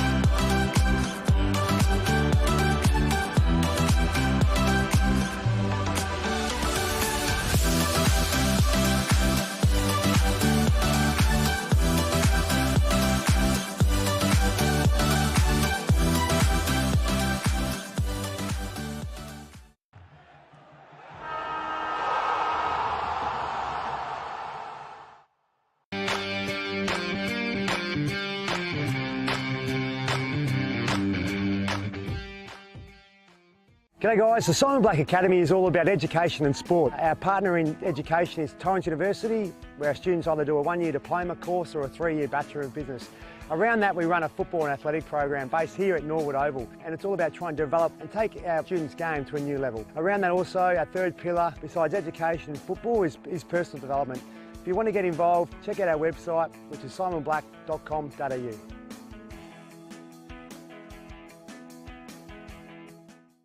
Well folks, we're down here at the Banner Crew. Our friend, supporter and sponsor of Between the Posts has joined us. Welcome Jason Goods. Thanks, Tony. Nice to be with you. What can the people out there expect to buy from the Banner Crew and get looked after? Pretty much anything that you can put your club logo on or a message from the club, whether it be, like you mentioned, a marquee or a flag or an A-frame or a banner, a stubby holder, a pen, anything like that, anything that you can pop the club branding on. Everything's customisable, so basically we've got an in-house design department with 2 graphic designers that can work toward getting the message across that you're after. We're down here at 318 to 326 St Vincent Street, Port Adelaide. Jason, thank you so much for your support.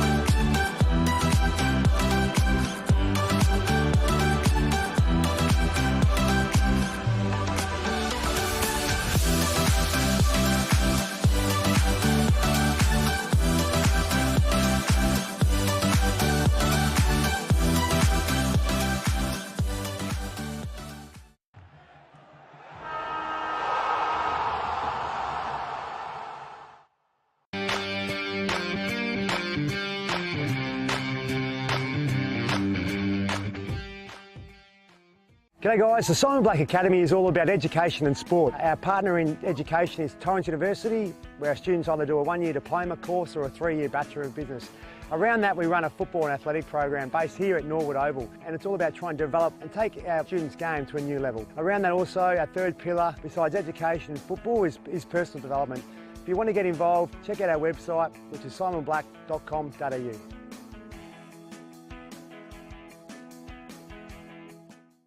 Well folks, we're down here at the Banner Crew. Our friend, supporter and sponsor of Between the Posts has joined us. Welcome Jason Goods. Thanks Tony, nice to be with you. What can the people out there expect to buy from the Banner Crew and get looked after? Pretty much anything that you can put your club logo on or a message from the club, whether it be like you mentioned, a marquee or a flag or an A-frame or a banner, a stubby holder, a pen, anything like that, anything that you can pop the club branding on. Everything's customisable, so basically we've got an in-house design department with 2 graphic designers that can work toward getting the message across that you're after. We're down here at 318 to 326 St Vincent Street, Port Adelaide. Jason, thank you so much for your support.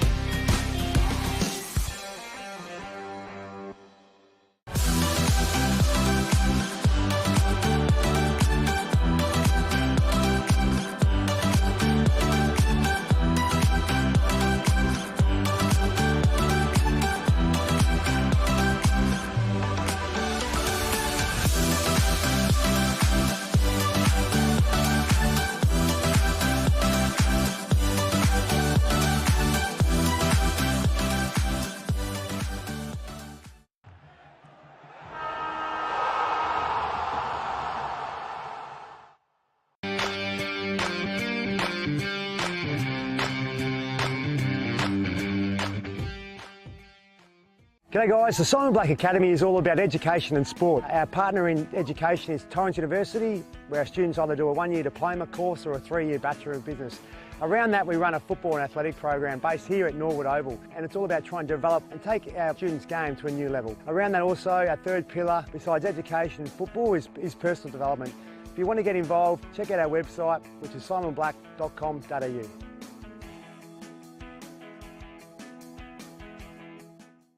Well folks, we're down here at the Banner Crew. Our friend, supporter and sponsor of Between the Posts has joined us. Welcome Jason Goods. Thanks Tony, nice to be with you. What can the people out there expect to buy from the Banner Crew and get looked after? Pretty much anything that you can put your club logo on or a message from the club, whether it be like you mentioned, a marquee or a flag or an A-frame or a banner, a stubby holder, a pen, anything like that, anything that you can pop the... To Brighton Oval. Match day live, filming footy thanks to the Banner Crew. G'day to Jason and co. thebannercrew.com.au and a whole range of sponsors, including Sip and Save with our scoreboard. Police Credit Union, no boundary crosses this afternoon. Also the Economy Central Market, Wakefield Sports Clinic, and some prizes we're going to give away later. We're going to work out. Right now, it's a 4-point margin. Glenunga trailing by 5 at quarter time. Had the breeze in the second quarter, hit the front, but a late goal to the Bombers puts them in front by 4. You're with Phil Hurden and Indy Rogers. And Indy, how would you summarise that first half that you witnessed?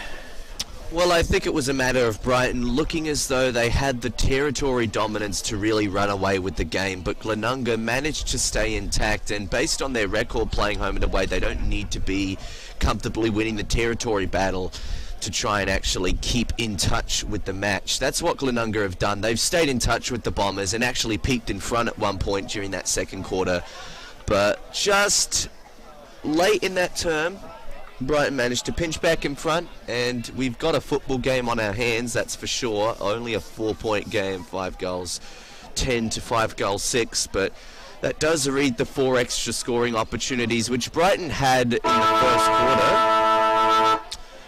But it was that second quarter where I felt like it was Glenunga for the most part. Thanks for that, Indy. Some scores around the Buddy Bet Division 1. Old Ignatians at Karen Rolton lead Payneham Northern Union by 7 points. So the Falcons got moving in the second quarter. It's Old Ignatians 5-3-33, Payneham Norwood Union 3-8-26. The Saints and Prince Alfred, St Peter's, that's at Cater Oval. 5-point lead to Prince Alfred, 9 goals, 1. That's making the most of your opportunities. St Peter's 8 goals, 3. So accuracy of the story of the day at Cater Oval. Port District, talk about accurate, 9 goals, 0. Yet to kick it behind, that's 54. Gives them a buffer against Goodwood of 4 goals. The Goodwood Saints 4-6-30. One more scoring shot to Goodwood, trailed by 4 goals. The one we don't have a score from, maybe they're too embarrassed to tell us, is at the Chateau. Rocks and Tea Tree Gully trying to avoid 9th spot. But here, it's Brighton by 4. They'll get the breeze in the third quarter. It feels like it's dropped a few degrees. No chance of rain. The breeze is not particularly strong, but it's biting. Yeah. It's this late in the day where that bite really starts to take a toll over the spectators especially, but hopefully that means the players will be running a bit harder with more energy to keep themselves warm, Phil. That's it. Third quarter, here we go. You're with Indy Rogers. Very 50-50 type of first half. Will the second half return the same type of energy? Let's find out. Glenunga winning the first tap, but Osborne bursting onto the scene early once again. Trying to guide it out of the centre square here. Glenunga managed to get on the end of it. Used some nifty handball work. And played for the tackle and managed to get a free kick out of it. Tom Butterworth will take it. Of course, it's worth mentioning that Glenunga are working against the win and a 25-metre penalty. So that's an unfortunate start for Brighton and not a very good one. We'll see what Butterworth tries to find down the line. Butterworth's kick towards the 50-metre arc, straight into the hands of Segal. I think it's dispatched with his headband there. So they're just playing kick to kick. As much as Lachlan Johncock tried to break away with the ball, Wicher tried. He couldn't do anything with it. He was actually taken high. And we'll get the kick. As everyone dashes into the Brighton's forward 50 arc. Assesses the options. No real urgency. Where's the man on the mark? The yellow cards come out. Ah, so that's why. Gotcha. Okay. Can't play on. Was that Scott who's got the yellow card? Well, that wouldn't be too good. You want him on the ground anytime you can. The kick. It was a bit of a worm burner. Not exactly the game hasn't got any prettier, Indy, as it heads towards the outer wing. Hey, sometimes it's a beautifully ugly contest, yes. Phil. That's right. It's like the ugly sweaters that you come out at Christmas time. Definitely, and you might want to wear one because it is getting a little bit colder by the minute here at Brighton Oval. Yes. Glenunga clear it out. They find the forward 50, but not with enough numbers to work with, and they can't outsmart the traffic here. Brighton just have too much. Thomas Wellesby, who's still playing in the defence. It's rolling all the way through the centre square here. Glenunga had several players watching on, but none of them decided to take the initiative of actually picking up the ball. The umpire has it in the end. Yeah, good work by the umpire to possibly blow that one a little bit earlier than they would have liked, because you don't want to see players really hitting the ground hard in that cricket pitch area. So that was a good one for the players' safety. Some quick hand passes by Glenunga. Finds Kennett. Kennett couldn't find one key. Another over the shoulder, and this will be Glenunga's chance. With Scott, unless there's two players out there that are tall and have orange boots wearing white today. I don't think so. He's straight in front.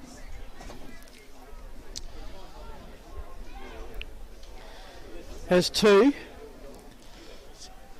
Jack Scott getting the almost like getting his guard from the field umpire. Where do I line up? 4-point deficit. Can he erase it? Put the Rams back in front. Very interesting run up. Can't complain about the kick though. He's dobbed it. He has 3. He took forever to signal that. Glenunga have got 6 and they hit the lead. Sip and Save scoreboard 6-6-42. Bromers 5-10-40. Well, it's a good way to start the quarter for the Rams, and they went pretty hard from that defensive half rebound, but suddenly they're becoming the team try and lock it in their own terms. So if they could start pulling that on Brighton, then I'm not sure if Brighton would know how to respond, because they're so used to it being on their own terms for such extensive periods of time that if Glenunga can keep it there, Brighton will have to find new ways to advance it forward. Glenunga out of the ruck, and I reckon Nick Wonke has been doing a pretty good job there today, but hard to tell who's actually won most of the ruck contests at this stage. It's been a bit 50-50 across the board. Osborne trying to clear it out, the ball not going very far. Umpire says it's play on, so the Rams are going to be paid a mark here. They dribble it through the centre of the ground, but it's cut off. Lang handed it through, but through traffic the ball gets lost. They're going to tackle back for it now, Brighton. Results in a ball up practically from the very centre of the ground, or at least one of the 3 centre circles that you could see placed on screen there, Phil. Yeah, it's a beautiful tap to Boyle in space, goal side. He kicks to the top of the square. Little bit of a push, umpire didn't see it. Snap around the body, misses. Maybe some justification. I've just realised that we do have Bowman out there for Brighton. He's got the long hair and headband, so that's 2 I've got to account for now. But that's a bad miss. They've had a few, the Bombers. It's the only bad thing I could say about them when they beat up on Rocks last time was they should have done it by a bit more. As Glenunga have the ball with Jack Matchett, and you're with Indy Rogers. Glenunga to kick it in. Very high drop punt. Brings the ball back into play.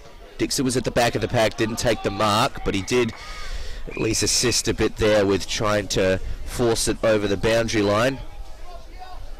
At the 6-minute mark of this third quarter, you have to wonder now, is there going to be a surge from one team or the other? Because it's very difficult to be arm wrestling like this for such a long period of time, but it's almost just as difficult to get a run on. Dixon, powerful tackle in the forward line, but it won't go anywhere. The umpire will take it into his own hands, and a ball up, not on a particularly acute angle, but around 35 metres out from goal. 6 minutes gone, almost 7, just the 1 goal to Glenunga so far. Right now they're playing defence. Kick out of the back pocket, going down to get it was Bennett, sort of left it behind, but Brighton can't escape with it. And in the end, stalemate, and umpire Crosby will come in and ball it up. Beautiful, plenty of blue sky about now. Nice afternoon to be out if you're rugged up. And again, it's representing more the field behind us, the rugby field at the moment. This battle, no clear possession in the last minute or so. We'll have another ball up. But don't get it out this time, Indy, it's all yours. Segal in the ruck. Won by Nick Wonke to Wellesby. Now, he decides to back up a bit. Breeze it is back. Again, good penetrating kick. 45 out it lands. Front and square are the Bombers. To Lang, snaps around the body. That's high. Probably just went 15. No one can grab it. Lots of players at the ball. Laylock got a hand pass out. Well, that's a different way of approaching it. Harron must have thought he was under more pressure than it actually was. Just thumped it out in Indy from about 40 metres out. We'll tell you what, at least the spoil was effective eventually of getting it over. Stopped the opposition getting it, yes. Going forward once again, but getting cut off once again. Another change in possession favouring the Bombers. And sending it forward with a very short kick. Nigel Osborne at the end of it. So this is a bad type of turnover to have if you're a Glenunga Ram fan, because you don't want to be turning it over from the kick-ins, because this is what Brighton preyed off of when they were facing the Goodwood Saints at Goodwood a couple of weeks ago. That was a match that arguably sparked some of their best season form. Won 4 consecutive games in a row. They're looking to make it 5. Can this put them in front and help them with that? Not quite. It doesn't make the distance. Well, it does. And a toe poke off the deck from Corey Broham does at least put them in front, but with another minor score. It's 5 goals, 13, Phil, and that reads 7 extra scoring shots for Brighton now.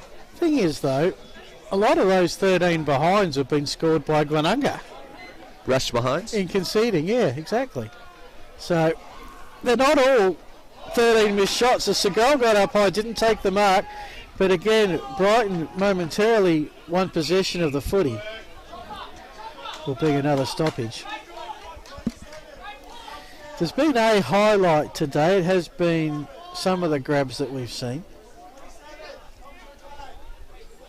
Ricky goes up as the third man, gets the ball. His kick is smothered. Crosby has to come in. He can. So much work to come in, get the ball and ball it up. You can see why holding the ball is or other free can be an attractive option. This time the tap to Nick Wonke, who heads for the Bombers bench. Brett Brackle showing how the handballing skill is done. Throw and run in front of us, Indy. Take it away. Right in front of the setup we have here at Brighton Oval. It's a lovely day. You might want to get out in the sun because the breeze is still quite cold. Don't let the sun fool you. But stay out in it if you can to keep warm. Found plenty playing on ball there. Glenunga clearing it out, going forward one-on-one. No mark for Wonke, but there's a whistle. It's going against him, in fact. He was the one holding on. I almost thought he was the one taken out of it. Nevertheless, Justin Evans for Brighton. He's going to assess the options. He's got many to choose from. He decides, I'll go to the near wing of the field. And that was a good option because Jarman Segal has marked it comfortably in the air. He goes further down. Found a one-on-one. The spoils came out. No mark. Lachlan Johncock trying to get involved with some pressure there. Shane Harvey tackling his opponent and forcing him over the boundary line. Yeah, Jack Machete has hobbled off for Glenunga. It's a throw in just their side of centre wing. Brighton Oval bathed in sunshine as the shadows slowly start to creep across from the western side. Again, no clear possession. Oh, right on the full off the back of the leg. Umpire, I don't think, saw it. No. An interesting way of doing it. Throw in. Right in front of the crowd. The sponsors' day here at the Bombers. Enjoying the fine food and the footy on the telly and the live footy in front of him here. Ricky O'Loughlin, Johncock to ball. That's gone. It is. We've seen some very quick holding the balls, but Indy, that would be holding the ball this day, any day. Well, he kept his feet, but I think the umpire set a time bracket for him to get rid of it, and he exceeded it, so the umpire made the call against his will. Very good fist coming over there from O'Loughlin Johncock, though. That's at least returned the ball to a neutral position that should allow Brighton to try and snatch it back. It's a dad with a little Oz kicker. I'm glad he returned the league ball, not the Oz kick ball.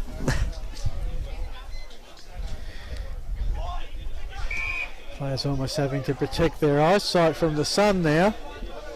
Yes, well, they're kicking into the sun, Brighton, and on the other hand, Glenunga have to mark in the sun, and it's a bit difficult to tell which one's harder. So the game has slowed at this point. Kick towards the 50-metre arc. Both sides are showing. I mean, we knew this coming in. We showed it on the graphics there. Like number 2 and number 3 defensively. So should we be surprised that we're still in the 40s halfway through the third quarter? No. Not too much. Well, Glenunga, they don't play it super risky with ball transition, but they also don't try to lock it in their own forward 50. It's more so just a contest of constantly trying to endeavour through that same old arm wrestle, and they actually like it better from the defensive half because it seems like whatever transition they do get tends to come from that part of the ground. Yeah, there is a loose man in Harry Boyle, but Glenunga get the clearance to kick around. Wellesby managed to get their hands on it, conceding the behind, which locks us back up. I think we're going to be enthralled, Indy, just because it looms likely this is going to be a kick or two in it. Because I don't see any team breaking it open, because that would require kicking a bag of goals. But I don't think anyone's capable. Well, it's a tied game, but on the other hand, you'd probably have to say the intensity to really drive this lead forward, or for one team to take back the lead over the other, it's not there yet because it's only the midway point of the third quarter, and until that intensity starts to come through come maybe clutch time, the 20-plus minute mark of the last quarter, this type of margin at the moment is probably one which both teams aren't comfortable settling with, but they'll soldier through it. Yep. Brighton clear it out, and a free kick's going to go back to the Rams. Didn't make much in the way of a contest there, Zach Smith, but I suppose a lack of contest was able to draw in the free. He'll try and send it back in. He liked the look of a high drop punt. No mark take him. Oh, no boot to ball either. The umpire didn't see it from that angle. Brighton with some tackling pressure to spare, and they use it to crunch in. Harrison Crossley, haven't seen too much of him today. He's tossed out of it, and he's going to get a free kick. A little bit silly. Free kick that didn't have to be given away. Glenunga were having a rare period where the ball had been down their end of the ground for a decent amount of time. Blake Higgins from the playground pocket. Long kick down the broadcast position. Spills out towards the back. Glenunga have got some numbers, although he's been pretty good. I've been impressed with Laylock's game today. Dixon, the high kick. Oh, we've got a one-on-one contest. That spells trouble if you're a defender. And against the run of the last 5 minutes, it's going to be a Brighton shot on goal to Jared Miller. And how all came about that silly free kick.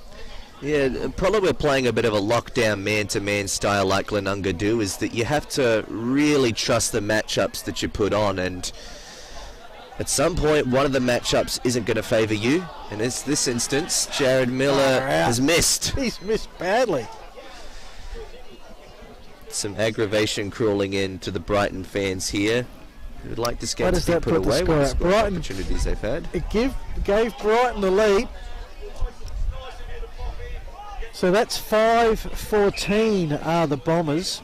6 goals, 7 are Glenunga.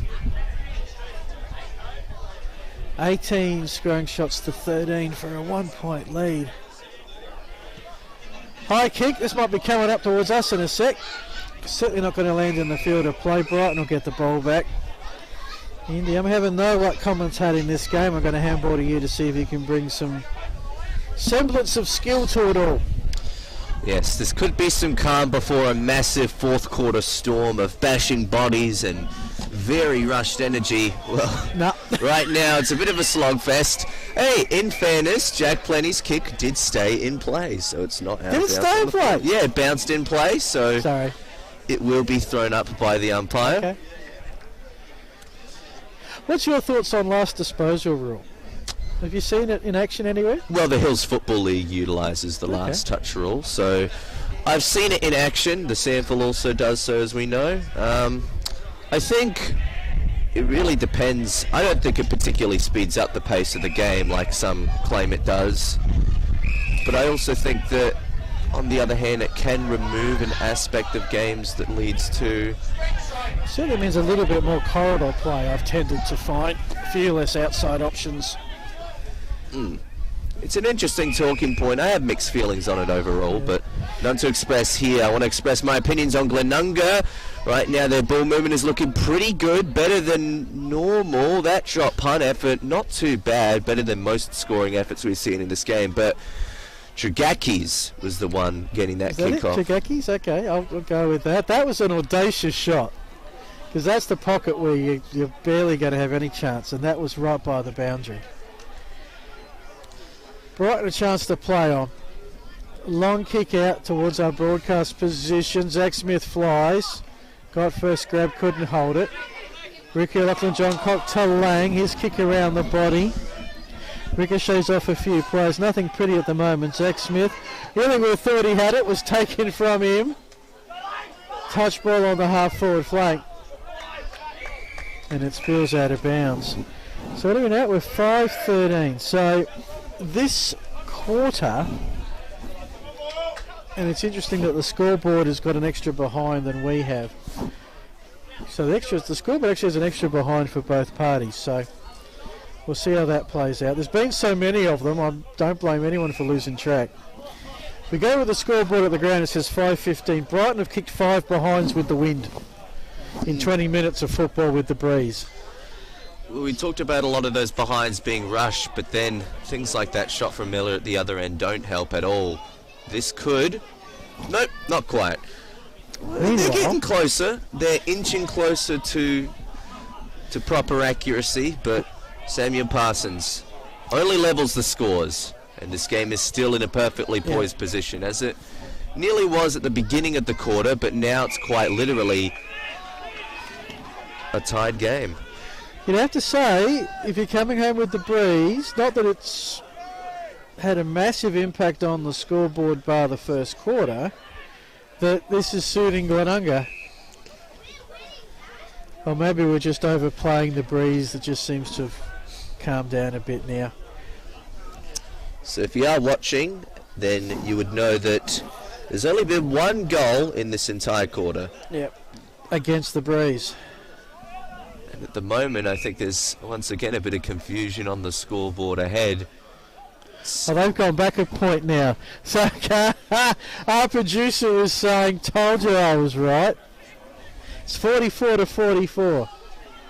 If it makes you feel any better, those watching here will have the best scoreboard coverage available at Brighton Oval right now. Jack Plenty's taken a mark for Brighton, and that's a familiar tale. He's a very good man and consistent source of output for the Brighton Bombers defence. He was massive in that game against Goodwood a couple of weeks ago, as we've mentioned. Comes down the line here. Cigar, the big jump off the boot. That is out the full, regardless of what league you play in. Bit unfortunate there. Lylott is trying to get himself into the awards with that lovely little dummy set as it stumped out of bounds. Oh, no, free kick. Down the way of Dixon in our little blind spot pocket here. Plenty of chatter from the fans when the play comes close. I'll tell you what, we're in time on, but considering there's only been one goal for the quarter, I don't expect that the amount of time on should be massive. Three-quarter time is imminent. Brighton would not want to go goalless in a quarter with the breeze. Dixon puts it high. Big jump pad. In fact, that almost spoilt his teammate Segal on that occasion. Harvey again first to the ball by the boundary, loses his footing. It's a throw in. Indy, how much time do you reckon's left, and can anyone do anything with this footy? I'd probably still say there's another 2 minutes in this quarter, but there could be even less depending on... There's been quite a few stoppages is another thing to keep in mind, and that does add on a bit of time when they're at least excessive.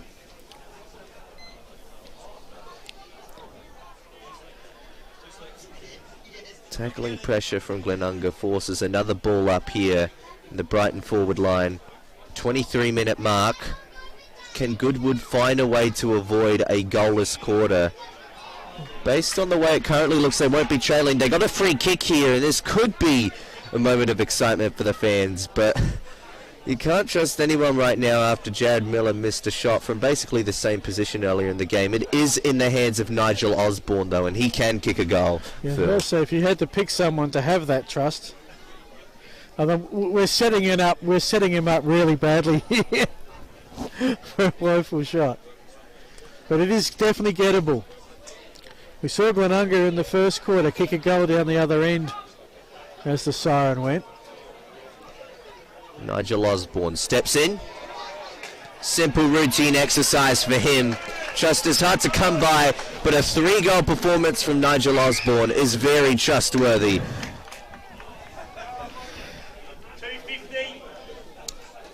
2:50 left in the quarter of game time. So it'll go, at least 27 minutes. You see the Simon Black Academy replay. We thank them and Sip and Save and all that. It is a 1-goal lead to the hometown Bombers.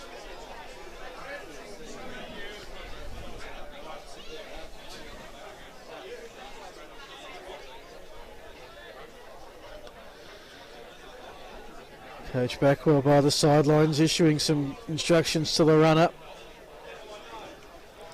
Not waiting to sort something out the 3-quarter time. Two Brighton players bump into each other. Frees it up for Glenunga.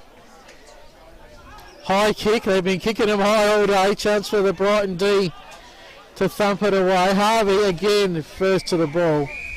He's got such deceptive speed and combines it with a really good reading of the play to be that first person there. Cooper Wilson's had his day cut out for him. Ball to be thrown back into play here. We believe that was O'Loughlin Johncock pitching in the ruck of all places, so keep an eye out for that. Switching some magnets around here, Brighton. Interesting part of the game to do that too. That's a bad turnover in the middle of the ground from Glenunga. Laylock is going to waste no time sending it all the way back forward. He might have rushed his entry. Glenunga trying to get out of trouble.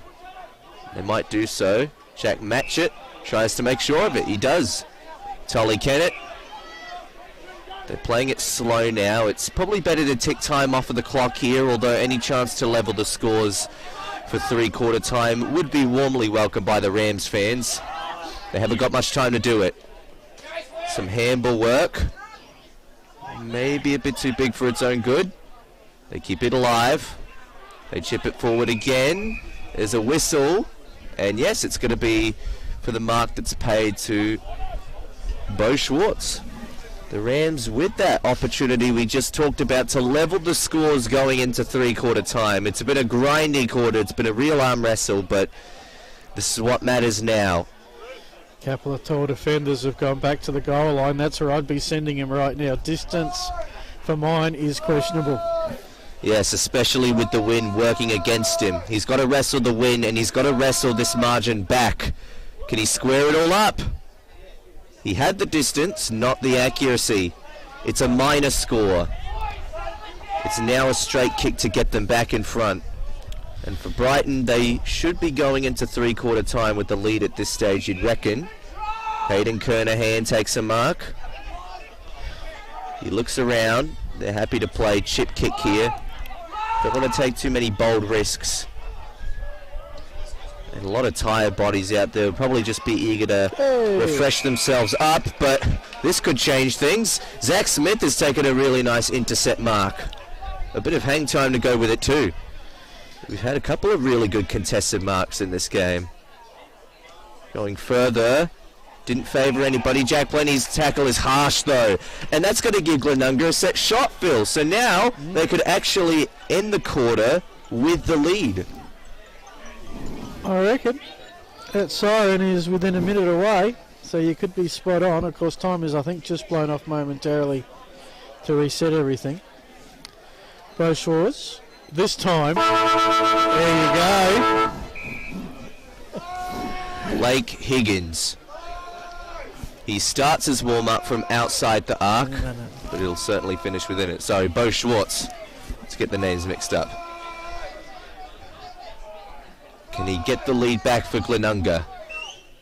This will make it a very interesting contest going into three-quarter time. And after all the arm wrestling, that's a very nice payoff for the conclusion of the quarter. And Brighton right now, where they're going to have to get back into the huddle, refresh, and they're going to think about how to overcome this margin, because they've gone into the first two breaks with the lead.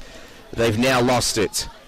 Phil, we got a game. We have indeed, and that is Schwartz's first goal. Someone's to say in big games you have to play every single second. Glenunga have done that. 2 goals as the siren is gone, and they have a 1-point lead. Don't go anywhere, folks. We'll be back after the break. Who will go to 7 and 6? Who will drop to 6 and 7? We'll find out. The Adelaide Footy League, thanks to Filming Footy. Beautiful.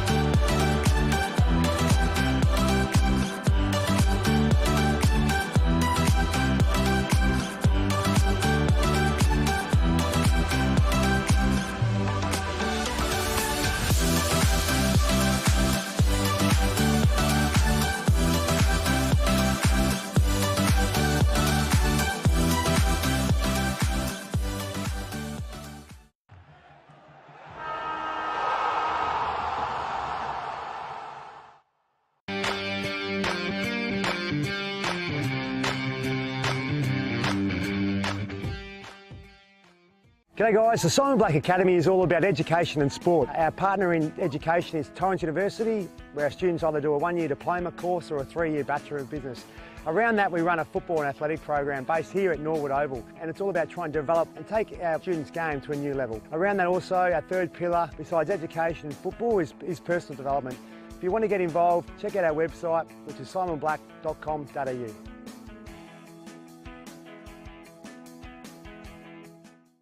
Well folks, we're down here at the Banner Crew. Our friend, supporter and sponsor of Between the Posts has joined us. Welcome Jason Goods. Thanks Tony, nice to be with you. What can the people out there expect to buy from the Banner Crew and get looked after? Pretty much anything that you can put your club logo on, or a message from the club, whether it be like you mentioned, a marquee or a flag or an A-frame or a banner, a stubby holder, a pen, anything like that, anything that you can pop the club branding on. Everything's customisable, so basically we've got an in-house design department with 2 graphic designers that can work toward getting the message across that you're after.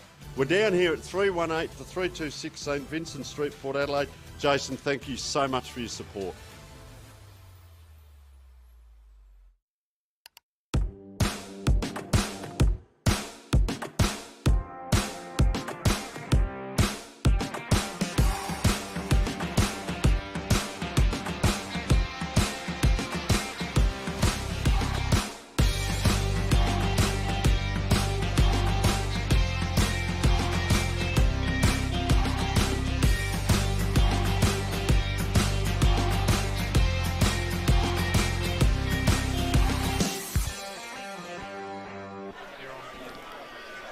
Welcome back, Brighton Oval, bathed in sunshine, just the creeping shadows of the club rooms now.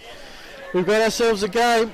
It is the Glenunga Rams, just their noses in front at three-quarter time. Some interesting results around the Buddy Bet Division 1 at lemon time. Payne and Norwood Union have hit the front. They've kicked 5-15 to 6-4, but they've hit the front at Canrolton against Old Ignatians. 5-point lead there. At Cater Oval, Prince Alfred leads St Peter's by 10 points. Prince Alfred 11 goals 4, St Peter's 9 goals 6. Yes, Port District have finally kicked it behind. They have a 32-point lead over Goodwood in the race for top spot. Port District 12-3-75, Goodwood 6-7-43. No score from Rocks or Two Tree Gully. But here, it's interesting. Brighton midfield is set to go. Forwards and defenders are in their forward 50. Glenunga is still in the huddle. I go back, Indy, to that stat I talked about at the start of the game. This time last week, Glenunga at home led Rocks by 23 points, kicked 5 behinds, and let Rocks kick 7 goals without a miss. How do they respond to that? What did they learn from that? They let that game slip. Can they get it back with a win here?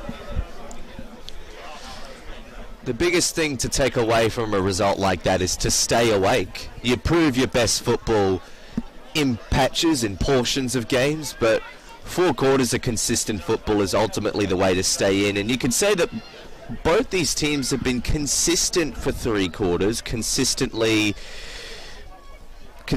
grinding out this game. And it has been a grind. Neither has been able to run away with it. Neither have had the game locked on their terms. And even though Brighton have probably won more of the territory battle, I'd expect they would have won more inside 50s for the game. Glenunga play into that. They're a defensive team, and we're now going into this last quarter with the Rams leading. Will Brighton fight back, or will the Rams find themselves in 4th position at the end of the day? We're about to find out. The clearance favoured the Rams, but the Bombers come out with it. It's chopped out. Nick Wonke, who's been doing so much work in the ruck for the Rams today, mind you, and has been probably winning that battle overall. What about that contested mark? That could be a Simon Black Academy player of the day. I mean, the great thing about having a tight game like this is you're looking to who your MVPs and best team man are. And standing up a man who's kicked 4 goals last time they met has not kicked a brass razoo today.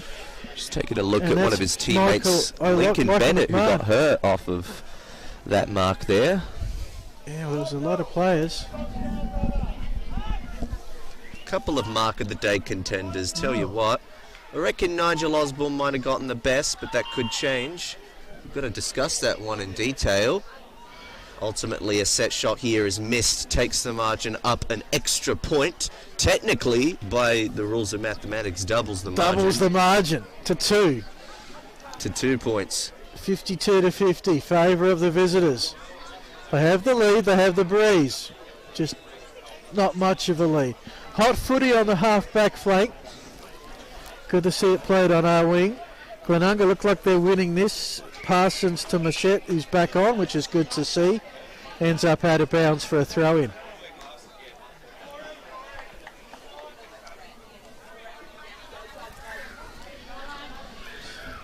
Ball to be thrown back into play here, as the game still feels as though it's in a relatively tempered state right now, but that could change at any minute. Now that it's the last quarter, the intensity of the result will start to be felt a little bit more, you reckon? Brighton, they're moving it quickly. This is what we were just talking about. Harrison Boyle sends it in, not to the favour of any leads. Did Dixon knock his man off the ball? Legally, according to the umpire. Nearly coming in there was Wheater with the intercept, ultimately unsuccessful. He applies the second effort though. He tackles down hard. The umpire says, give it to me. So it's inside the forward 50 for Brighton. Goals into the wind at a premium today. Let's be honest, any goal at a premium today. Lachlan Johncock with a high kick. Down it went to 15. Glenunga responding kind. Bouncing footy in the cricket pitch. Osborne taken high. We'll get another possession. Yeah, he'd be racking up plenty out there right now, Nigel Osborne. Just a short kick to plenty. To the contest in the pocket where Glenunga have it all evenly matched. Abel was playing for the free, not given. Thrown in front of the cross club. It's like the buses have arrived to take the New Zealanders back to the hotel after their contest. Throw in, 40 metres out. I reckon that was a Lachlan Johncock with the thump. Laylock, who's been pretty busy today, done some clever things along the way. Glenunga sort of get a semi-kick to nowhere in particular, just gained some ground off hands. And it is going to be a throw-in right on Brighton's 50-metre arc. Trailing by 3, desperately needing a goal. Yes. Desperate times do call for desperate measures. We're not at the desperate time yet, but tell you what, in 20 minutes time that will be the case. Which team looking to score the first goal of the quarter? Glenunga currently got it in possession. Comes to Nick Wonke, who assesses the options. doesn't particularly like what he sees. He tried to play it a bit shorter, and that might have been the riskier option. Osborne coming out with it, but the tackling pressure came from behind from Michalini. And tell you what, that was a really great tackle on probably who has been one of the best players today, Nigel Osborne. That's a big moment at the match. Can it spark something? Some handballs lead to a kick going forward. And a whistle for holding the man goes Glenunga's way. Big kick coming up. It's in the hands of Scott. I just had a laugh. Driving around the outer boundary. I'm not sure if the cameraman can pick it up. Just what you want on a day like today. The ice cream man's arrived. Take it. I hope he sells hot dogs, because I'm not sure he'll do very much with the ice cream. Meanwhile, there's been words expressed, and what was a reasonably tricky shot. Scott is straight in front. Silly free given away by, or silly yardage given away by Brighton.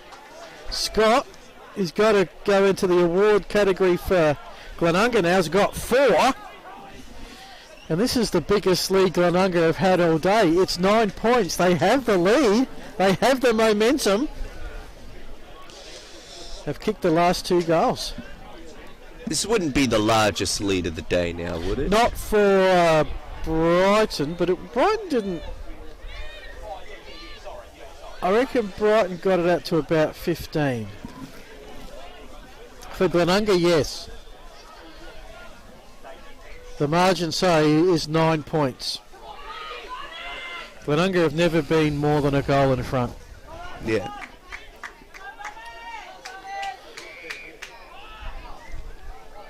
A whistle.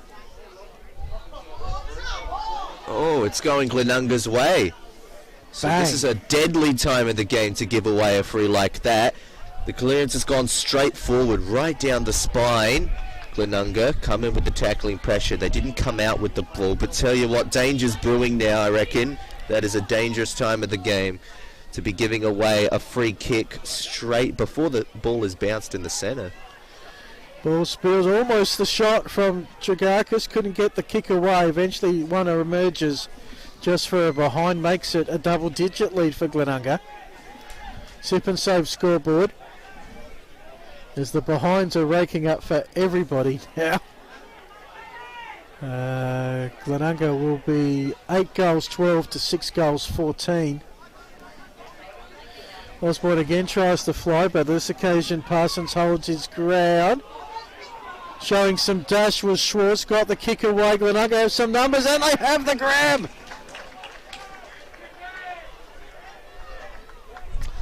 Not sure on the player.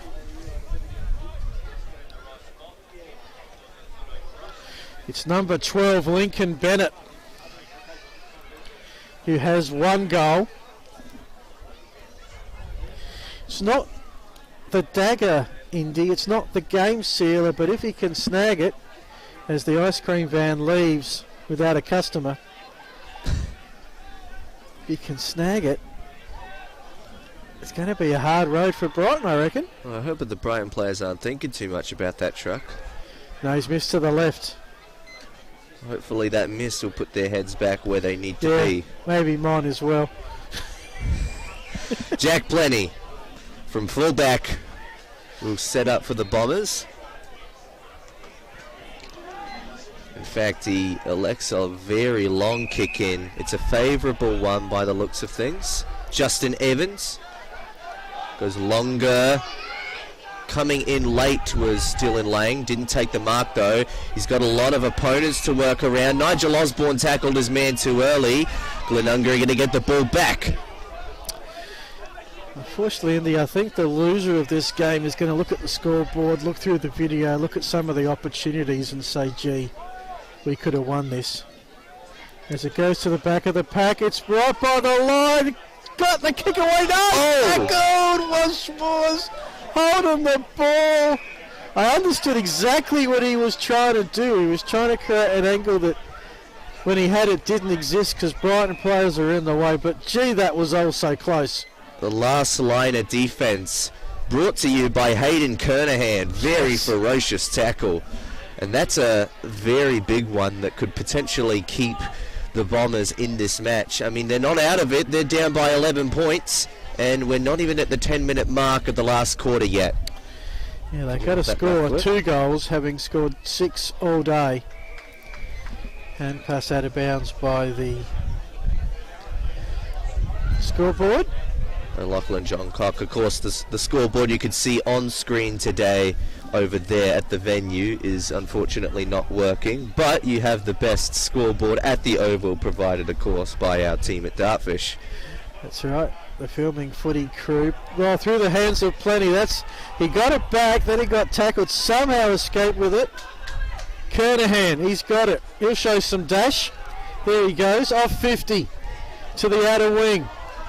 In the end, though, Glenunga too experienced there to make good position. I think that's Temi. He'll send it back towards that scoreboard. Been a lot of kicks to big packs today. There's a one-on-one contest. Schwartz, if it sits, has a chance. Plenty has done an amazing job. He's kicked between the big white sticks to concede the behind. Oof. Totally and utterly deliberate, but they'll take that. Yeah. That was a 2-on-1 contest. You're not too harsh on deliberate rush behinds in these leagues. Tell you what, that's going to be an interesting stat. Does he get given a behind? No. Because it's not for his team, so they should have one taken off. Maybe. He doesn't score many goals, Jack Plenty, from the position he plays. Glenunga are looking for one right now. Cooper Wilson sends it forward. There were more Bombers in that pack than there were Rams.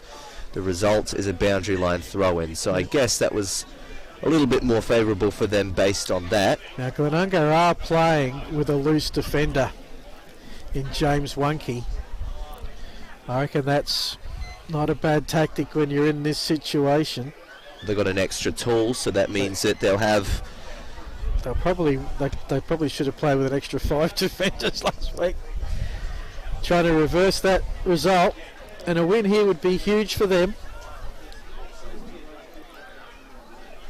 Been 40 years since they've been in Div 1, and next week they travel up to Tea Tree Gully, so they're being allocated the length and breadth of the Adelaide Footy League over this fortnight. So I believe that means the scoreboard reads 50 to 63. I'm not sure exactly. Yes, I would say that's the case. 13-point lead. They've been doing it all by behinds. If they so now it's 3 scoring shots that Brighton need. At least they have it towards the 50-metre arc. Through some hands. Glenunga are looking every bit the winner for mine at the moment. I'm just wondering if Brighton have used their petrol tickets with their strong running early.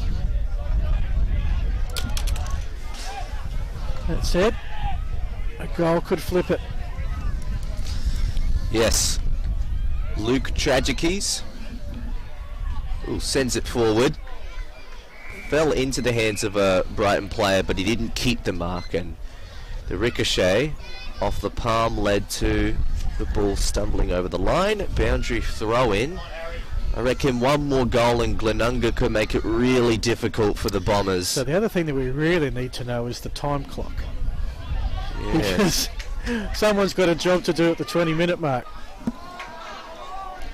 How are we doing? 13 minutes? Okay. Yes, we're at the 13-minute mark. Okay. We'll keep you updated on that. Lachlan Johncock was audacious with his kicking attempt, just missed everything. I reckon Glenunga are a goal away. Kick towards Scott, he's kicked 4 of them. And thumped out of bounds.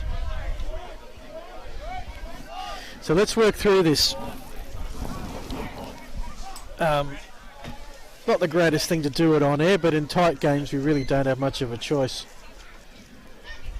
Who are we going for our best on ground for Glenunga today? I think if we're going to go off of Glenunga's best player, I was tempted to say Jack Scott, but I think he was more of early game impact. I've really liked their ruckman Nick Wunke. I think he's been very good. Another who I've really liked, particularly his contributions around the ball, Cooper Wilson. I think he's done quite a bit in patches, and his moments have been pretty big. So could I suggest then maybe at this point, and it could change in 5 minutes, a Nick Wunke for the beanie and the best on ground, a Cooper Wilson for the best team man, and Jack Scott for the player of the day with his straight shooting. Yeah. That's if Glenunga get up. We do thank our sponsors in that. Moseley Bar and Kitchen. Archie's Footwear. They're not done just yet though, Glenunga. Here's a kick towards the top of the square. Almost a mark taken by the Rams. They're so close to getting this final goal. And they got a free kick, and this could be it. Sam Abel, I think, is going to take the shot. You wouldn't want this to be the sealer if you're a Brighton fan, but I think Glenunga have come out guns blazing in this last quarter, and I reckon the amount of downtime that we had in that third term where it was just stoppage after stoppage, I reckon that was a frustrating part for Brighton where they just couldn't really seem to get a lot of major opportunities, but Glenunga knew that that was going to come to a grind and it was going to halt the game up, and that allowed them to plan for the last quarter. They were huddled up for a lot longer during the three-quarter time break as well. So after last week. Yeah. You'd be super desperate to do something about it. Conversation's been strong. They're looking for some redemption here. They might find it. Sam Abel. Yeah, he's kicked it, and so we'll give you the sip and save scoreboard verbally because our graphics are playing up. Glenunga are 9.15, that's 69. Brighton are 6.14.50. The Bombers have not scored this quarter, which has gone at least 15 minutes. So to our producer, just to note, when we get to the 20-minute mark, can you let us know, please? Yeah. So at the moment, barring something sensational, what was it? Nick Wunke, BOG, Scott for the Archies, and Wunke for the Moseley Bar and Kitchen. Yeah. Okay. Now watch this game take off and completely flip. Osborne's been on the bench watching all this occur. That's your other Wunke and James, who's been decent around the day. And here come the Bombers with Laylock. Yeah, they've been barely able to penetrate the forward 50 in this final quarter. Lachlan Johncock has it, edge of the centre square. Look at the white around the black. Number 2 to 1 everywhere you glance. Here's Harvey. He's done it again, getting first to the ball. How does he do that? But the shot is awry, and you could make that the story of the Bombers' day. We will probably rue the fact that when they had kicked 1 goal forward with the breeze in the third quarter is possibly where they've lost this one. Hard to make out the scoreboard from here. The kids have gotten to it. Yep. Yeah. Yes, if you're going to be a scoreboard operator, you can't sit in front of it. Thankfully, they've moved away a bit. Kick down the wing. Here's Scott, long way from home. Sends it on a long kick. Looking for Parsons. Goes to Grant. Here's your man. Ooh. And Cooper Wilson, who misses again. Makes it a 20-point margin, 70-50. It's getting to desperate stages now for Brighton. They really have to fight to keep the door ajar, but it's 4 scoring shots and now a turnover. I think they've just put the game to bed. Glenunga have just put the game to bed. They're going to finish the day in 4th position on the ladder. Yeah, the Rams. And I believe the goal came from Bo Schwartz. What Rocks did to them last week. Brighton have not scored. It's a goal for Bo Schwartz. And Schwartz has that's... I might have missed a goal somewhere, but no, that's his first. And who was the one who kicked the one before that? That's 8. They've got 10, so I've missed a couple. Yeah,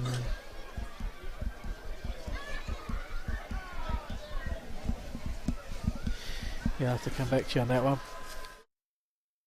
Okay. So, bit of a discussion between umpire and players. There's some of the frustrations. Only got about 7 or 8 minutes to go, boys. There'll be a game next week. Mentioned Glenunga. They can probably lock away. And they're 2-on-1, Zach Smith. He'll probably consider himself a little unlucky not to be medal worthy. Out to Scott.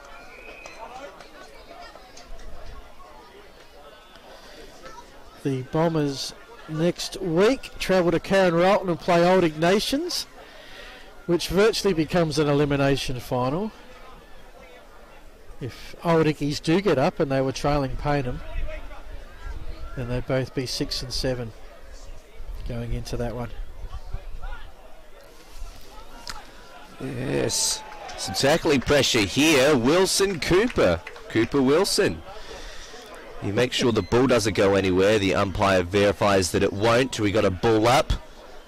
Very edge of the centre square, favouring the right side, which means Brighton's forward half. But tell you what, the tables have turned because we haven't seen it in Brighton's forward half much this quarter, Phil. And I reckon that's costed Brighton once and for good. Is once they can't even win the territory battle, then they're not able to stay in touch.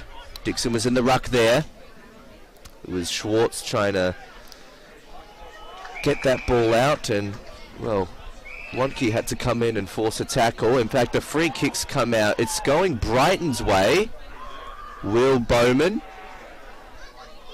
sends it forward, and getting caught high there was Harrison Crossley. Hasn't been in the game too much today, but this is a pivotal moment. He can't even really waste any time on this run-up. Yeah, he appreciates the fact that time is of the essence. Well, the time on mark. Everything they do is going to have to be from the time on mark here, so I reckon after this hit the post. We'd probably be in that time on stage by now, I reckon. So Indy, good luck with your end of game assessment. Thank you very much, Phil. So yeah, we've got 3 games streamed today, so our crew is spread far and wide, and Tony's interstate and Lambo's on assignment. So the filming footy crew doing some jobs, and for Indy, been great to have him up here in the booth today. And he's got the fun job of an Indy. You've got the parade as well. Yep. All right, back to this ball game. Glenunga have it. Show no signs, waiting for the play on signal is Zach Smith before he releases the ball.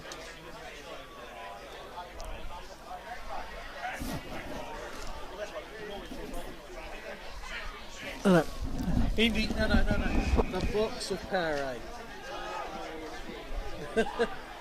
See, look at the box. Sorry, folks. Okay, there's 4 minutes left. You get me to call solo for 4 minutes. Sorry, folks. There's a kick to the outer side on the wing. Getting to it first is Justin Evans, who sees it over for a throw in the lacrosse. There's still a game, Victorian WA over on the far corner. But this July winter's day, sunset not that far away, as is the end of this one. Into some open space, Brighton haven't had a lot of that today. The hand pass looking for Chalmers dropped. Picked up by Kennett, who gets it on to McMahon. McMahon looking for the space. There's going to be a collision here. Well done by Nick Wonke. Kick the goal, son. Do us a favour, he misses. He's going to be in the awards. We've said it in concrete. But it'd be nice if he'd have got the goal just to verify what we're doing. Scott has tried to take the mark away. Umpire said no, give it back to your Brighton opponent. They'll bring it down the outer side. Again, missing the target, in this case Bowman. There's some hard work there, Timmy. Had it, got tackled.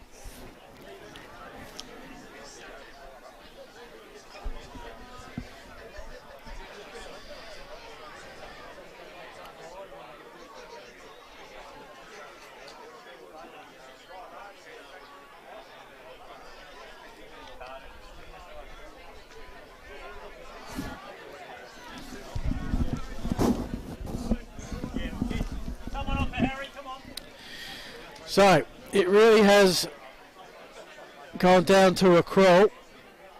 Been a hard game early. That's starting to take its toll, I reckon. Sip and Save scoreboard. Glenunga 10-17-77. Brighton 6-16-52. And Brighton have scored 2 behinds this quarter by that. While Glenunga this quarter have kicked 3 goals, 7. 10 scoring shots to 2. Enough goals to make the difference.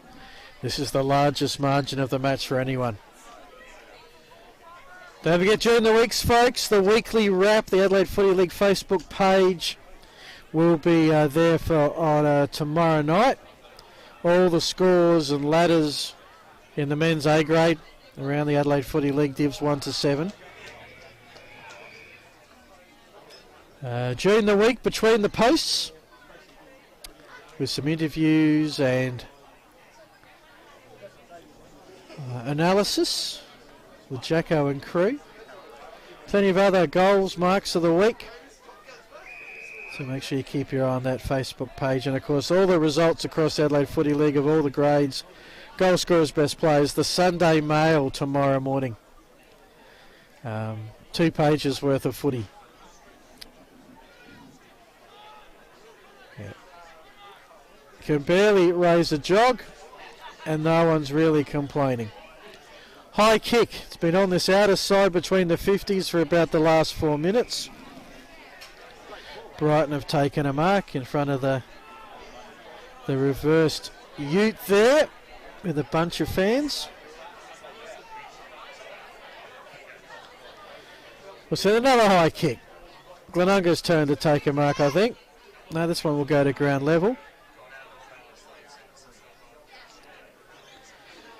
This will force a stalemate. Pretty much in the centre of the Brighton Oval. Crowd starting to disperse. Cars moving all over the car park.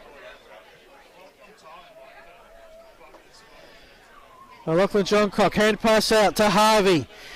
Here's his dash. Takes a bounce. Heads for home. And misses. I think I've called that a couple of times today with Harvey. 6-17-53.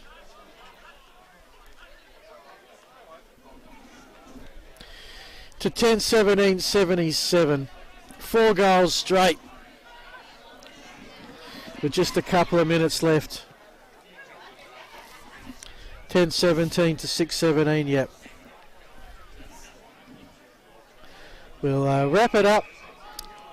We'll get Indy to give you the interviews. We'll see how he goes. Poor lad.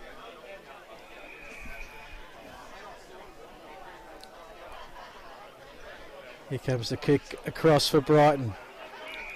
In the hands of Bowman. Bowman now for Harry Boyle. And there you have it. There is your siren. And Glenunga. A week can be a long time in footy. And this time last week, the Rams would have been absolutely distraught. But like any good football club, they have responded on the field with an important win in a big game. The final Sip and Save scores after Brighton a thumping win in the Seas, a 2-goal win in the Bs to the Bombers. It was Glenunga who won 10-17, 77, 6-17, 53. As mentioned in that final quarter. All Glenunga, really. 3 goals, 7 to just a handful of behinds.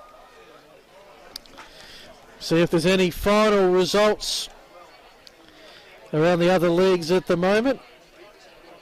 All still showing in progress. Was Port District by 32, Prince Alfred by 10, Payneham by 5 at the lemon time break.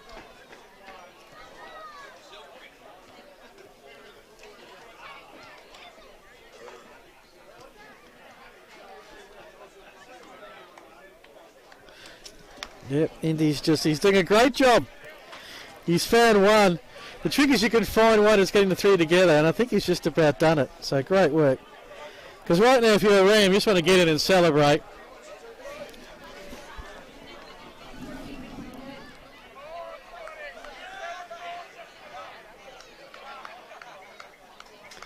Well, let Brighton. They'll be back next week. Old Ignatians, it breaks their winning streak. Maybe they'll find a way to be just that little bit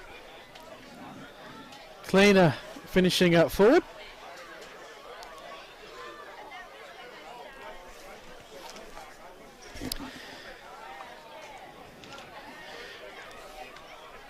Let's go to Indy Rogers. Turn it on. Turn it on.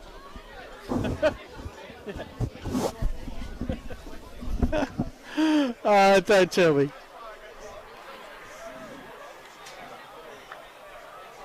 All right, just roll with it. Just roll. Just do it.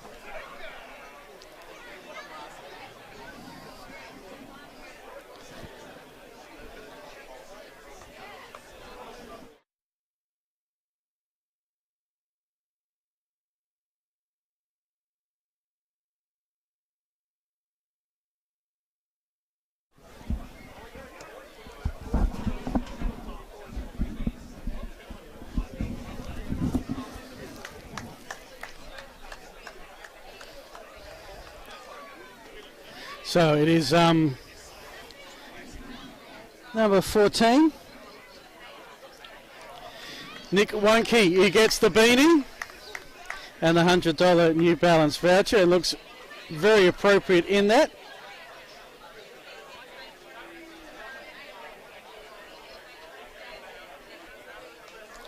Okay.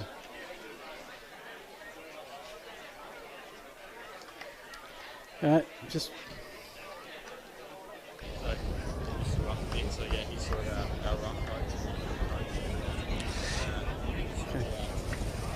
Yeah, definitely. And who do you think the most difficult ruck matchup's been for you this year? Who's been the hardest? Indy.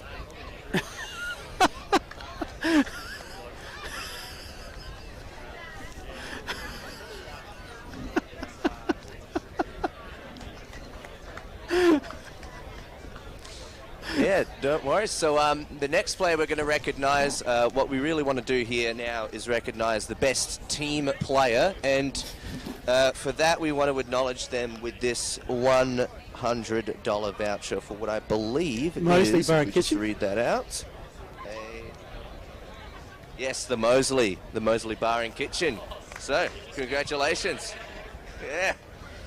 Yeah, so I thought I might ask you, I mean, obviously you do a lot with your teammates throughout the week to really get through. It seemed like you were losing a lot of the territory early, but you really held on for that last quarter. What was the memo at three-quarter time that led you to that really strong last turn? Yeah, I think just sort of pressing up on your player and, you know, putting in a good effort to not let them sag out behind. Yeah, and just sort of press up and pair off.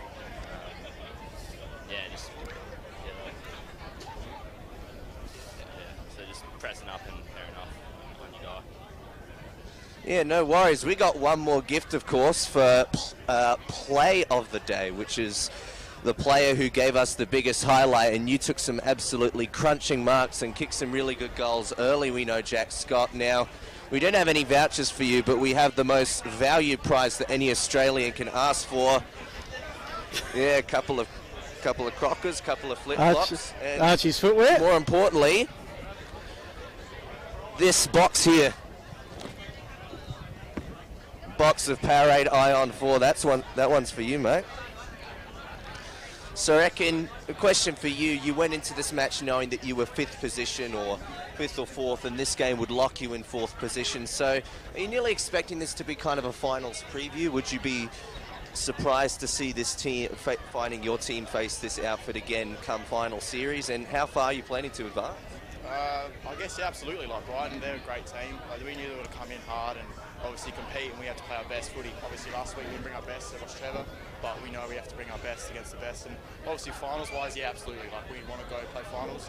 We want to be in Div 1. We want to obviously stay here. We don't want to get relegated. We want to stay here and compete and play finals and even win, because we think we've got that. And the boys are playing good footy, and we're just going to keep progressing. So yeah, it's good. Yeah, well, congratulations to you and the rest of your team. It was a fantastic last quarter performance. We look forward to seeing you, hopefully come finals time. Thank you.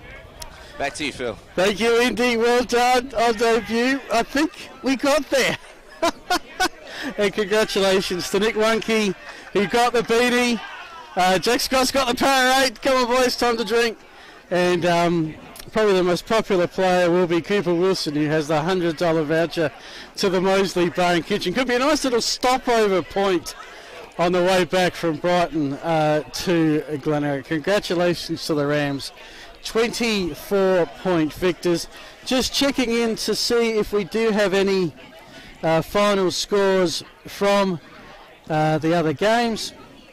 Doesn't look like it at the moment, which is fine. We might sign off if it hasn't already. Oh, we do a final. All right. This is going to shake things up.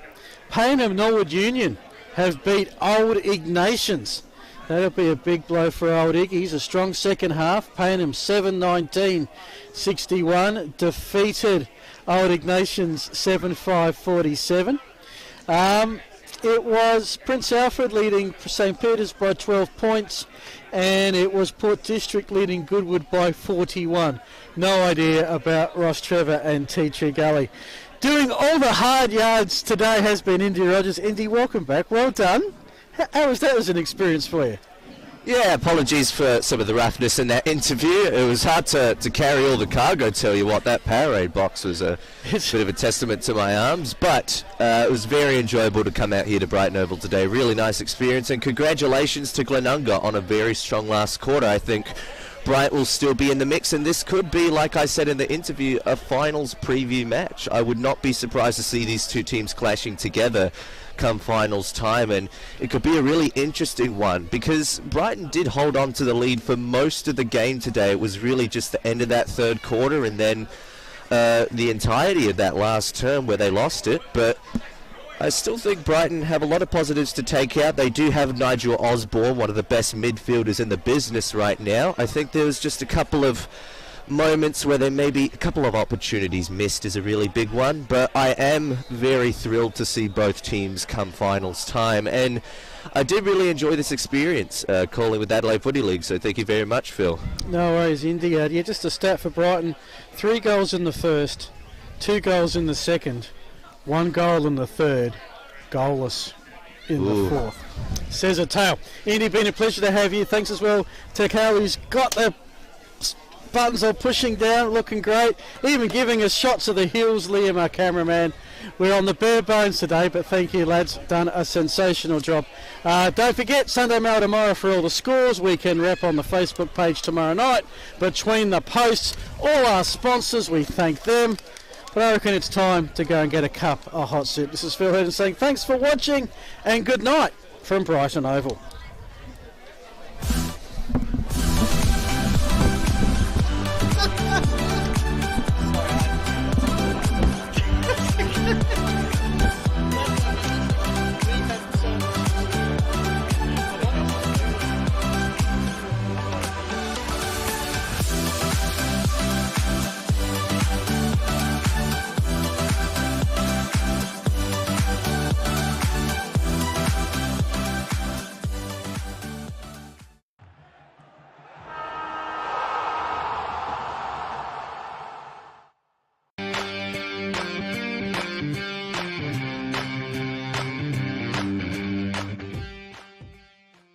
G'day guys, the Simon Black Academy is all about education and sport. Our partner in education is Torrens University, where our students either do a 1-year diploma course or a 3-year Bachelor of Business.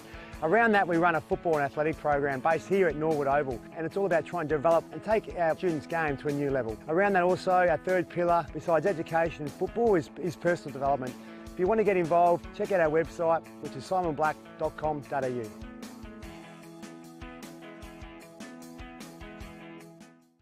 Well, folks, we're down here at the Banner Crew. Our friend, supporter and sponsor of Between the Posts has joined us. Welcome, Jason Goods. Thanks, Tony. Nice to be with you. What can the people out there expect to buy from the Banner Crew and get looked after? Pretty much anything that you can put your club logo on, or a message from the club, whether it be like you mentioned, a marquee or a flag or an A-frame or a banner, a stubby holder, a pen, anything like that, anything that you can pop the club branding on. Everything's customisable, so basically we've got an in-house design department with 2 graphic designers that can work toward getting the message across that you're after.